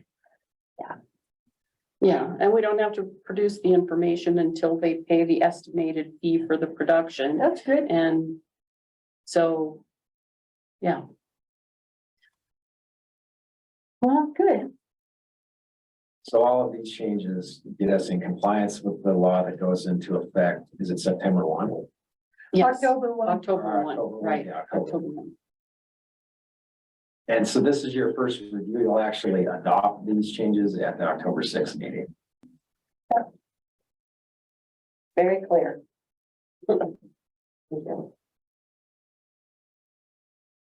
It'll take us a little bit to outline the process internally but it's not. It's certainly not unachievable. It's not gonna be a huge deal. Okay, the next discussion item is the tentative meeting dates, which is October 6th and December 1st. October 6th is usually pretty set in stone because that is when our actuaries have to come and all of those things, and we kind of let them work with TRS too, because they also come for those meetings. So that one usually is pretty set in stone. December 1st is just on the radar. Right. Everybody knows, What day of the week are those? usually Fridays. Friday. Should both be Fridays, yeah. Good for me. It's fine for me too. And then, action items, though, now we've got a couple out-of-state travel requests. First one is for the P2F2 annual conference, and I saw that was Nolan, right? Yeah, that's the Sounds conference. like you're going to the moon. You have to. That's on page 32. He's gonna get to fly in one of those spaceships. I saw that on TV the other day. So Nolan's position is a member of this P2F2, similar to how we attend the NCTR, and typically the board. You've already budgeted for this, but we get actual approval from the board prior to going, so. So that is an action item. So can I have a motion, So moved. Second, motion to, accept this out of state travel request for Nolan to attend the P2F2 annual conference? All those in favor indicate by saying aye. Aye. aye, He's still with us. Hands off. Okay, and chair votes aye as well. We have a quorum. And then the other is for the NCTR annual conference, and I'm not certain, do we have for sure who's all going? I know it looks like So- Darla and yourself. Yeah, so the number 2 would be for staff, and what we'd be looking for, the estimated cost for that is on page 33 for any one of us that attend, whether it be staff or a board member. Okay. So number 2 would be for the board to have a motion to authorize Darla and myself to attend, and then number 3 would be for the board to authorize, and you guys can discuss, those of you that know you're gonna be able to go, authorize up to X amount, whether it's 3 or 4 board members to attend the NCTR conference. And then once I know that, I'll get your registrations done and we'll start moving it along. That's good. I thought that X meant 10. No, we don't have 10 board members. No. I invite some public members, so everybody. That's I all. move we approve by the staff members, Madam Chair. Second. It's been moved and seconded. Any further discussion? All those in favor indicate by saying aye. Aye, Chair votes aye as well. And then let's let Sean know right now if we are intending, I am intending to attend. I am too, Sean. I'm not intending, I'm just going. You're going. My, I told Sean, my thing is, I gotta be in Helena Friday, Vegas Saturday, La Jolla Sunday. I don't even know how to say that. That place. sounds like a rough La week. Jolla. La Jolla? I don't know what it is. It's like, You'll love Florida. It's a great place. So your husband's babysitting? Maybe, or maybe he'll just meet. Wait, me you don't there. have any babies I anymore. don't, I have dogs. Dogs. So, could I recommend, since Dan Trost isn't online, I don't believe he's gonna go, but I think maybe we should say up to 4, and then I'll check with him to find out. Yeah. If that works for the board. Yeah, we need a motion to up to 4. So moved. second, I moved and seconded. Any further discussion? Okay, all those in favor indicate by saying aye. Aye. aye, Chair votes aye as well. And then the last information item there is our next meeting of October 6th. So just on your calendar, knowing that, and I think we will allow one more bit of public comment. If there is any. And then we'll have a break for, Yeah. is there anyone online? There is, we have, Jordan Kraus and Ben Turns. Okay. And Ben is with the governor's budget office. Jordan is an active member in the SUA, I think. Anybody have anything to say on our online gallery? All right, then seeing none. Looks like she. Oh, good, Jordan, thank you. Go ahead. Hi, I'm an active member, but I'm also interning with MFPE this summer. And I just wanted to thank you all for your work. I know it can be a little bit isolated from the work we do, but I really appreciate how it all comes together and the time and effort that you put to make sure that all of us are taken care of as well. So thank you so much. Thank you for speaking up too, Jordan. I appreciate that. Yes, thank you for taking your time on a beautiful summer day just to join us. All right, then we will pause, take a break for our lunch. We'll be back at 1 o'clock for disability.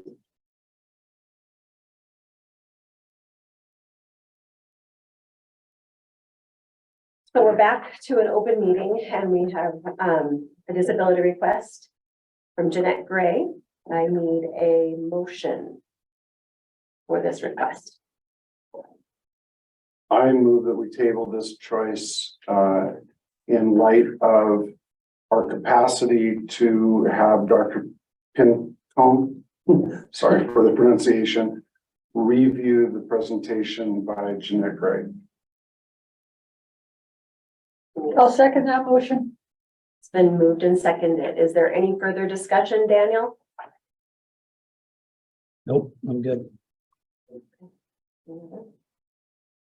Seeing none, we'll vote on that motion. All in favor indicate by saying aye. Aye. I, Chair votes aye as well. The motion passes. Thank you. We will have them take a look at that again and next board meeting possibly. Yes, October the sixth. Okay. Great. All right. Thank you so much. You are welcome. Have a safe ride home.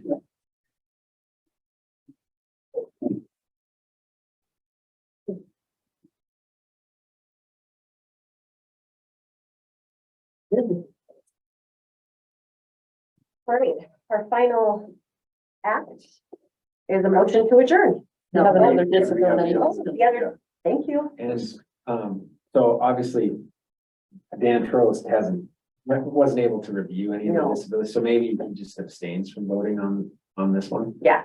Dan, are you okay with that? Yep, that's fine. Okay. All right, the other one we have is we need a motion for the disability request for Lori Tyner. Madam Chair, I move that we accept the disability request. I second that motion. It's been moved and seconded. Is there any further discussion? Seeing none, all those in favor indicate by saying aye. Aye. Chair votes aye as well. Motion passes. I abstain again. Thank you. Last thing we need is a motion for adjournment then. So moved. Second the Second, motion. All right, moved and seconded. All those in favor indicate by saying aye. Aye. Chair votes aye as well. All right.